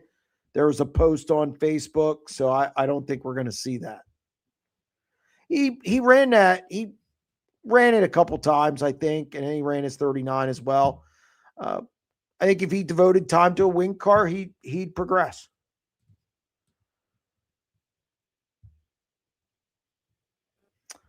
All right. Connor Morell update. I think you'll see something released soon. You can figure that out. Oh, hi. Sorry, I'm late. Sugar Bear was baking some muffins. Why doesn't that surprise me?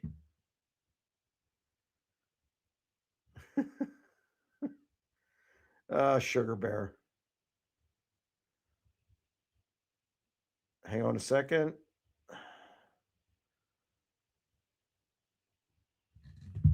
All right. Calistoga not on either National Series schedule. How come? Just couldn't work a deal out. I wouldn't be surprised if they end up in a TBA on high limit schedule. Not saying it will, but I know it's been talked about numerous times. Swept the 2019 Woo shows at Stockton. Stayed up, partied after the March show, and heard nothing but gunshots. Wow. And sirens all night long. Okay. I did not know Stockton was this bad. God. Sorry, my eyes I just couldn't refocus there.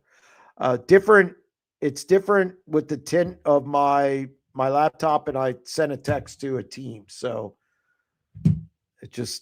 my eyes had to focus. I just didn't know Stockton was this bad. God, they make it sound like it's Beirut. Jesus. Yes, I just got confirmation the 17 will be based out of Tennessee. So I was right. Every once in a while. Rudine was questioned about making Dirt Cup 410. He didn't care. Even only a couple cars showed up. He was right. And Trophy Cup will work too.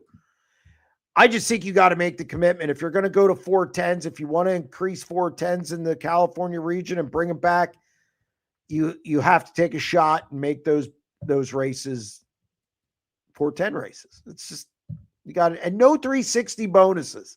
Stop it.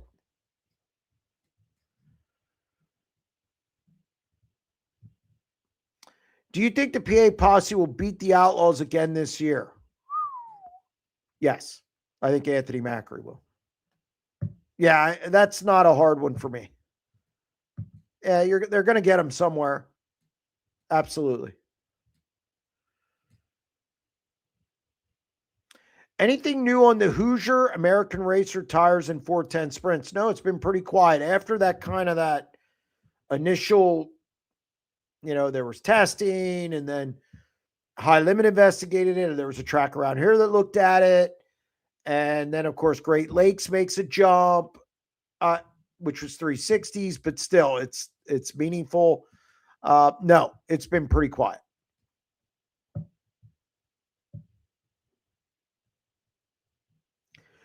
Is Stutz a full-time driver now? Did he get new backing to be able to run an outlaw schedule? Everything from when I talked to him, he was going to make the final decision between the two Volusia dates. The Dirt Car Nationals and when they go back in March. So still up in the air on that one.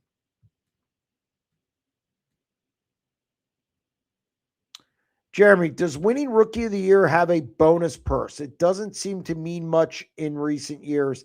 Yeah, I don't know if it's like, I think High Limit last year they got something. I don't know if the Outlaws get anything or not. I think they might get a stipend. I'm not really sure on the Outlaw side. High Limit, I believe at the banquet they got a check, but it's not large. Like, it's not huge. It's like 5,000-10,000 max, something like that. I think.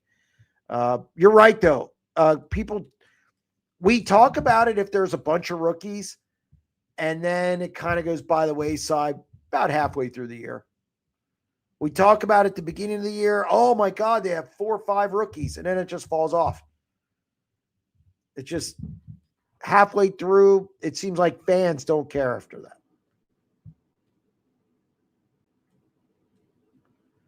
Will Baylog make it into the top 5 this year in points with World of Outlaws? No.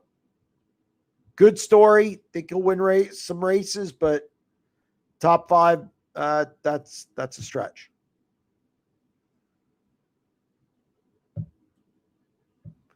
Any idea what happened with Caleb Johnson's car owner? Yes, but all I'm going to say is that it was a personal issue that came up.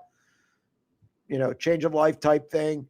Yeah, that's if he wants to talk about it, I'll gladly write it.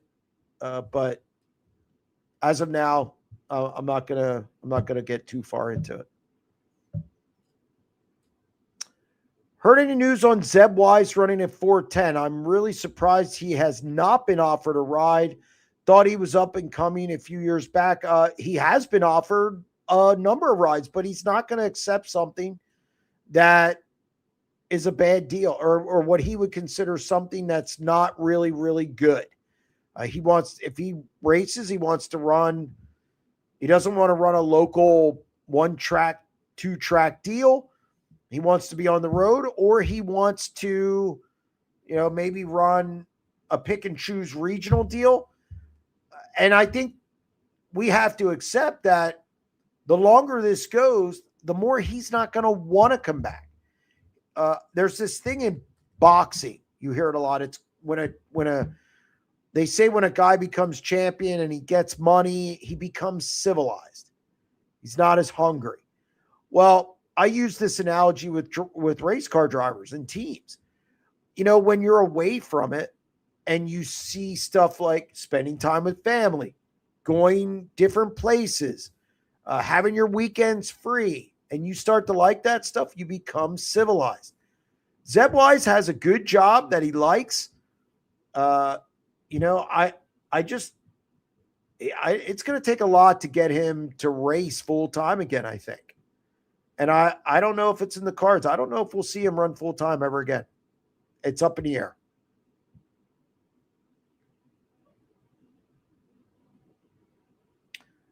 Jeremy, what are your thoughts on the NFL matchup of Darnold versus May, and the leak of the matchup on the poster from September? I don't think anything of it. I don't. I don't believe they're all fixed. I just don't get into that. I covered that league for 5 years.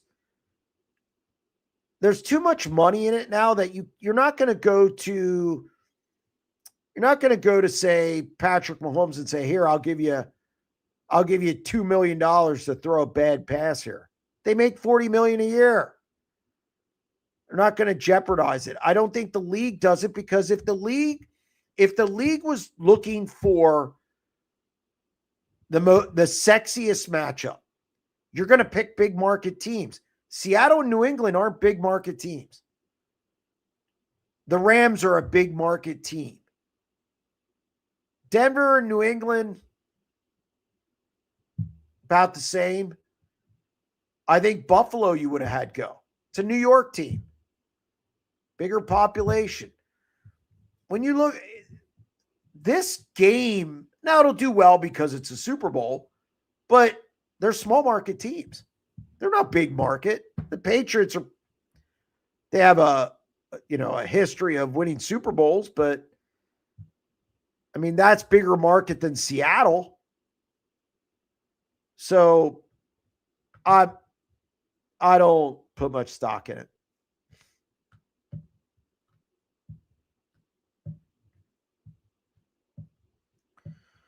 What does Wu pay out for 4th or 5th?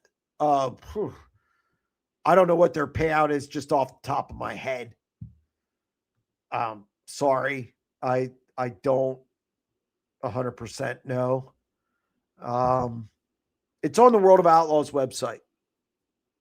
I can tell you that. I've looked at it. I just can't recall off the top of my head what it is. Now that Brad Sweet will have more time to focus on the business aspect of High Limit, do you see any big changes or just tweaks to what they've already established? Tweaks. I think he'll be more hands-on, but I don't think he'll be at every race. I think he's going to race 30 times, give or take. I think he likes the crew he has on the road. I think he'll be a phone call away. And I think the events he does go to, I think he's going to evaluate everything, and I think he'll put little tweaks in place to just make things better. I think you'll see him work on the business side of it, whether it's sponsors, getting more money into the series, scheduling, things of that nature. I don't see wholesale changes coming because I think they would have done that already. So I just see little, as things come up, little tweaks, things to do better. He's going to look at it from a different perspective, obviously, on race night, because he's going to be able to. He's not going to be in the cockpit. So I think it's a good move that he retired from full-time racing. I think it's good for the series, and I think it's good for sprint car racing.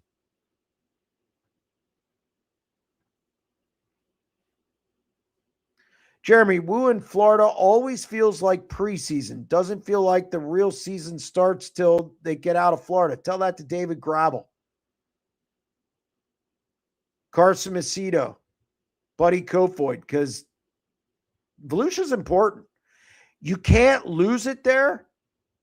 Or let me rephrase that. You can't win it there, but you can lose it there. You come out of there 100 points behind David Gravel. Good luck. So while it may be preseason for like Tyler Courtney, High Limit guys, I think Danny Dietrich looks at it as preseason. I think Anthony Macri kind of somewhere in between. To the Outlaws guys, it isn't preseason. You can make the argument that Garrett Williamson, now he was trailing Chris Windham at one point, but he made every show at Volusia last year. That was a pretty good accomplishment for a guy who's never been there and is a rookie with that series. And I think that put him in position down the road to win Rookie of the Year. Now, granted, he took off through the summer months, but no, I think other people look at it as preseason, but not the Outlaw guys.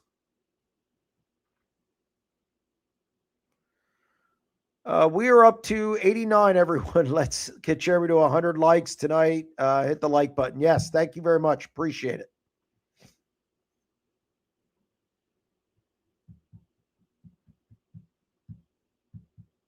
Also, before we get to Sugar Bear's question, Racing Extravaganza kind of kicks off the Central Pennsylvania season this weekend, Friday and Saturday, the York Expo.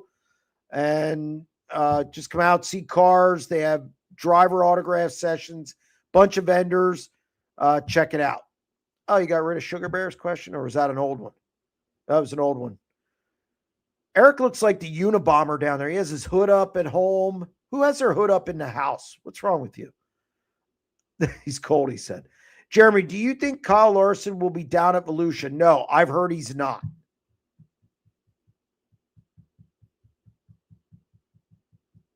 But who knows? That could change. Noob question. How fast do sprint cars average when going around the track? It varies on track size. Volusia is one of the fastest tracks in the country, which I didn't used to believe that. And then I started going down there on the regular, and it's pretty quick. I mean, it depends. Obviously, you can go down the backstretch, 100, in a half mile like Williams Grove, 125, whatever, 125. Short track, obviously, they don't carry as much speed. They're using more brake. It's no different than, say, a NASCAR deal at Martinsville. You're going to carry more speed down the backstretch than in the corners. Again, track size. So it can go anywhere between 80 on a really small track to 120, 130, 140 even, possibly when it's, and then you got track, I say 140 on a backstretch or front stretch. It depends on, is it slick? Is the track slick or is it tacky? A lot of different variables there.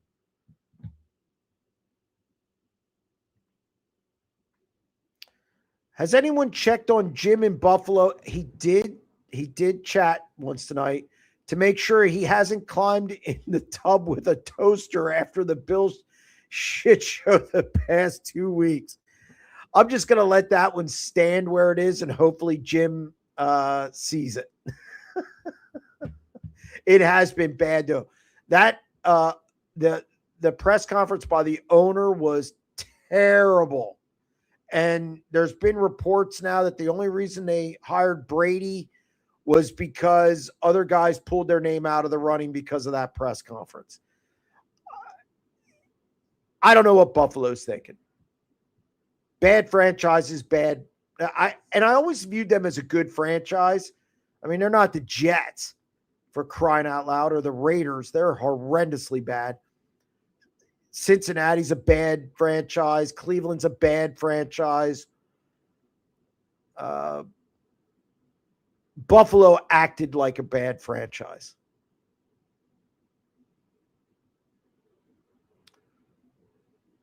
Stockton once ranked number 1 in the most dangerous cities in California. Wow, I did not know this. I'm going to go look up Stockton tonight. After I do the 90 at 9, which I have to think about what I want to do it on. Do you think any restrictions need to be put on 410 racing to keep the cost down? Hard for low to mid-level teams to keep up with the cost of racing. Look, in a perfect utopia, yes. Racing's expensive. It's always been expensive. I've been around sprint car racing for 40 years, and I've always heard the same thing. It's getting too expensive. It's getting too expensive. It's getting too expensive. And while there's always a threshold where it becomes a major problem, these people find money. I don't know where they find it. I don't understand it as a middle-class guy. But yeah, it'd be great if they could keep the cost down, but it's not going to happen. Motors are out of hand. They're not going to tell the motor builders, they're not going to go to a crate motor. Tires are going to be what tires are. They might dip a little at some point, if depending on competition.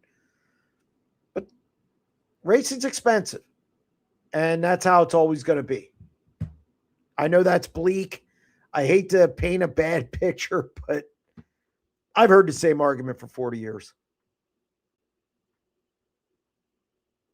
Drop your 989 ideas for Jeremy in the chat.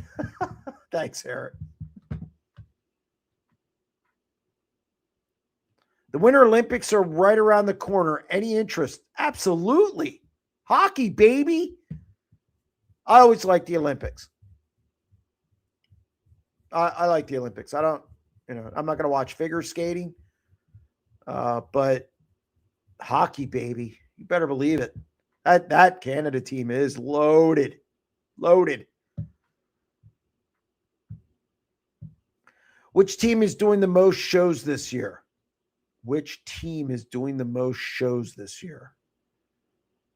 What team's going to run the most races in the country? Probably be Dietrich, Macri, guys like that. I assume that's what you mean. It won't be a high limit team, probably. I don't think it'll be an Outlaws team. I think it'll be Macri and Dietrich and the same old suspects at the top.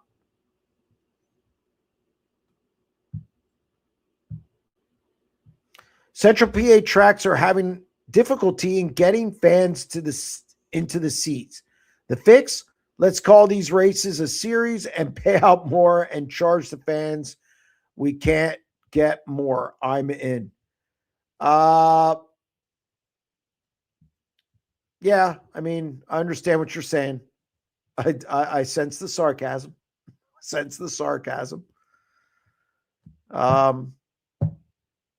I don't know. I don't know what the answer is for that one. I mean, I have my own thoughts on what they could do. But we'll see. We'll see how it turns out. Sorry, Eric. Go ahead. What is the status of the other DGRD drivers? Are they downsizing? What is the future of the team? In the Facebook post, Dennis Gainey mentioned that they have the equipment, they're ready to race, and their discussions with drivers they're open to it. I think the other deals weren't excuse me. The other deals weren't full-time deals. I know Wimmer was part of it. I don't know what the status is there. That really hasn't been brought up. I do have a call. I do plan to call Dennis Gainey at some point, probably when I get off here, and hopefully be able to clear some things up.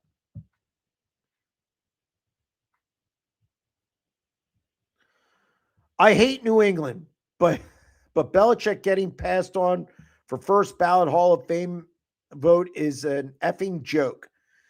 If because of Spygate, Deflategate, then TB12 and the rest of the Hall of Fame players from those teams need to wait a year too. I don't think it has anything to do with any of those things. I think it has to do with, and I agree with you, he's a first ballot guy, slam dunk, that's it. Okay. Should have been done. It's a disgraceful oversight. But I think it has to do with his record after Brady left. I think it has to do with his, and I don't say this, it's the shit show that Bill Belichick is now. The girlfriend, the running around the sidelines, all the nonsense going on at North Carolina. I think it's all that stuff. I think his legacy is tainted a little bit. I think he'll easily get in the Hall of Fame at some point. Should he go in first ballot? Absolutely. I would have voted him in. But I do think his legacy's tarnished a bit. There's a lot of nonsense going on around that guy. And you saw the holes in how he drafted. He was not good in the draft. Outside of linemen and some defensive linemen, it wasn't good. He could not draft skill position players. He wasn't good at drafting skill position players. Yeah, he got Brady, but I mean, he got him in what round? 5th, 6th? I mean, come on. I mean, he did get Aaron Hernandez, but that guy just turned out to be a murderer. So, a little character flaw there. So I just don't think. I think it's disgraceful too. I don't think it has anything to do with Spygate or Deflategate. Deflategate was the biggest non-story ever because they scored 20 plus points in the second half with the correct balls. It was more than the first half. Doesn't matter. It was a nothing burger. So yeah, I don't get it. Does Jeremy watch Olympic curling? I have watched curling, actually. I have watched it because I hear about it. I wanted to see what it was. I can't do it. So, hey, more power to him. You think Logan Wagner will look better this year in the family-owned car? He was in that last year. And it was kind of a up and down thing. It was kind of an up and down deal. So will they be better this year? I know they're going to move around a little more. At least that's what he told me at PRI. Jeremy, do you think if the Clash gets moved back or postponed, do you think that'll affect Volusia for the Outlaws? It could. I don't know, though. I mean, you're in a tight window there. I don't know. I don't know if it will or not. You know, my daughter keeps calling me. She knows I'm doing the Tuesday show. That kid. Will Jeremy Elliott get off the porch and make it to California this year? We'll see. We'll see what the next few weeks bring. Brent Smith and I are looking at our schedules to see what we want to get to next year.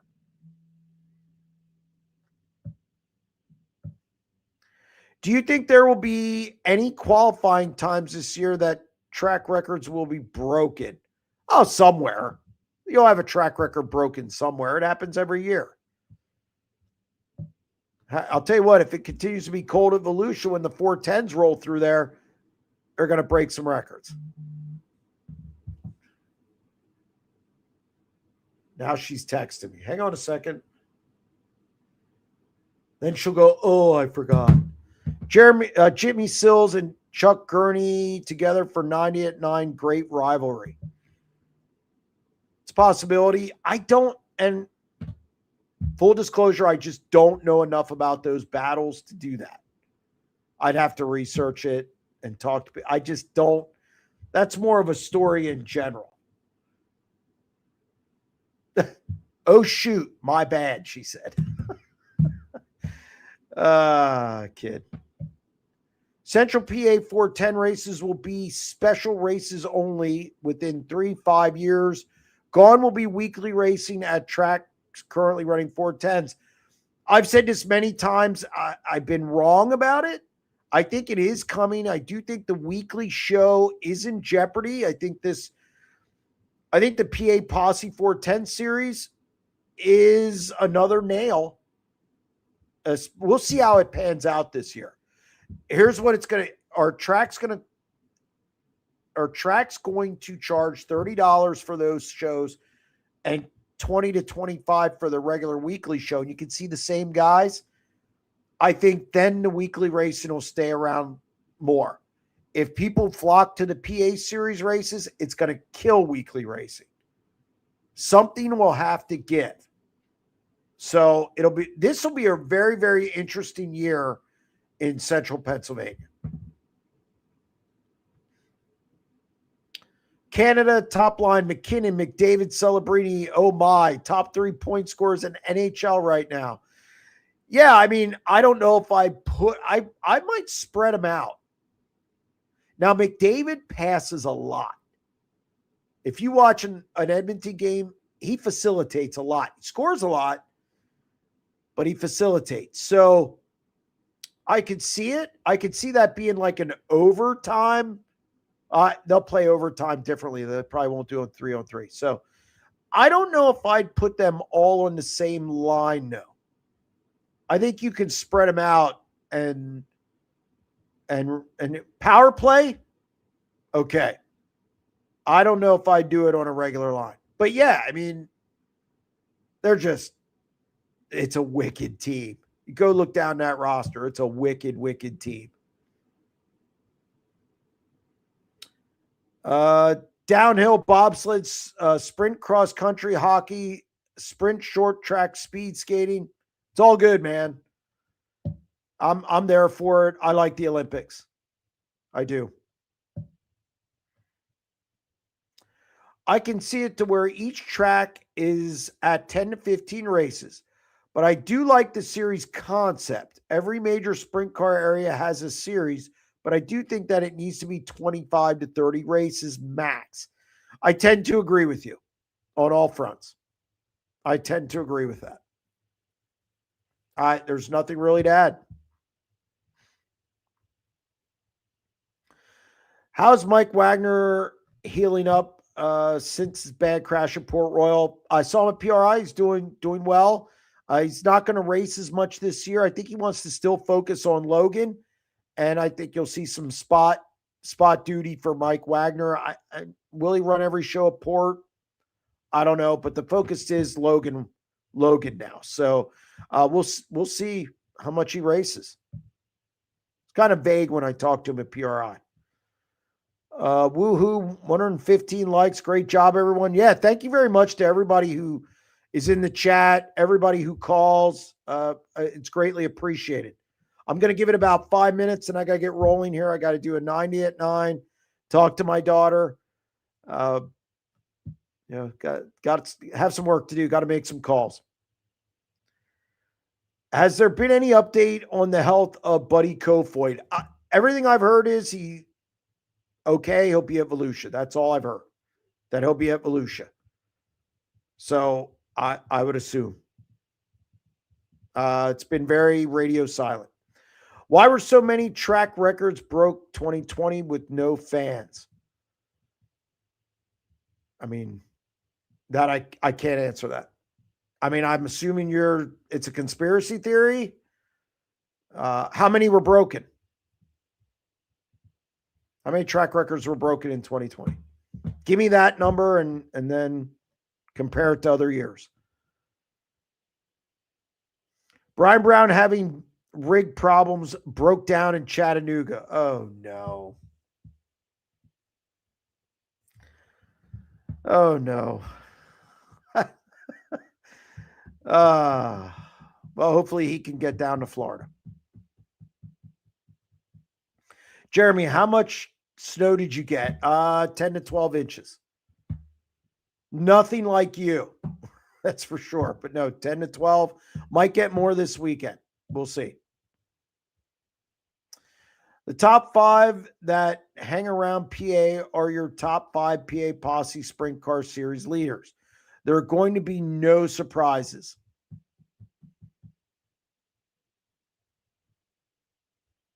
I mean, I don't know how much Macri races him.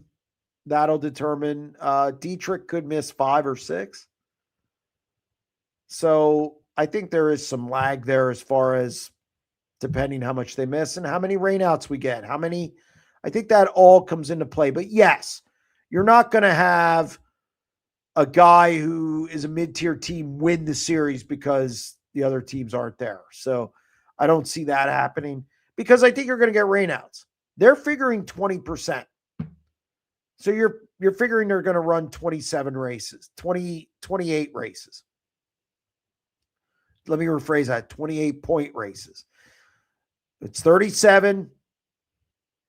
20% would be 7 or 8. So you're down to 30. 3 mulligans, you're down to 28.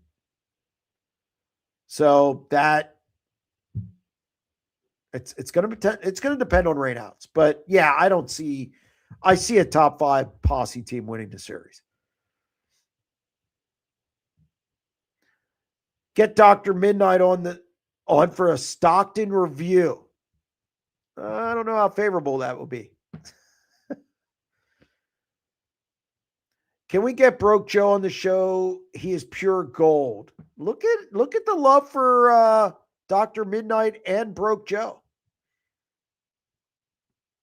90 at 9, The greatness of Pro Joe. Jesus. PA Posse TV needs all Central PA tracks.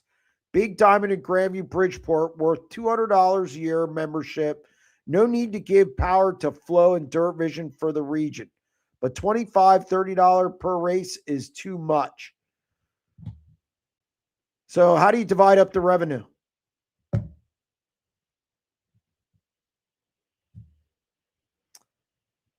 How do you divide up the revenue? How are you going to give tracks their fair share? It's not as simple as just because how Flow and Dirt Vision work is they offer the track a set amount. Now, is that set amount what they're worth? We don't know. But I can tell you what I pay BAPS, and I won't tell you, but I can tell you what I pay BAPS, and I know what our races are worth. And I know those services are not paying them that per race. So track's got to make money, guys. Track's got to make money. And I understand where everybody's going with this, and I understand both sides, but it is a slippery slope when it comes to what a track's worth and what they get. And it's not a finite process. It's a moving target. So it's easy to say, well, it should be subscription, but that doesn't always mean that you're getting a lot of money out of it. And, and I'm not saying anything bad about Flow or Dirt Vision. They do what they do. And it's worked for them. And that's great. It's business. So, and it's not an exact process. Let's put it that way. Can James McFadden win a PA Speed Week title over Anthony Macri? Ooh. I think he can win a race. I don't know about a Speed Week title. I mean, look, he can. He's run here enough, and he knows what he's doing with the car. They have the equipment. So, yeah, he can. And Macri hasn't had, the last couple of years, hasn't had many failures or mechanical woes or things going wrong. So, yeah, it only takes something going wrong, and then, you lose a bunch of points. So, can he? Yes, he can. I think he's definitely going to be in the running for a couple wins. And I'm anxious to see the 21 car at Pennsylvania Speed Week. I think it could be really good.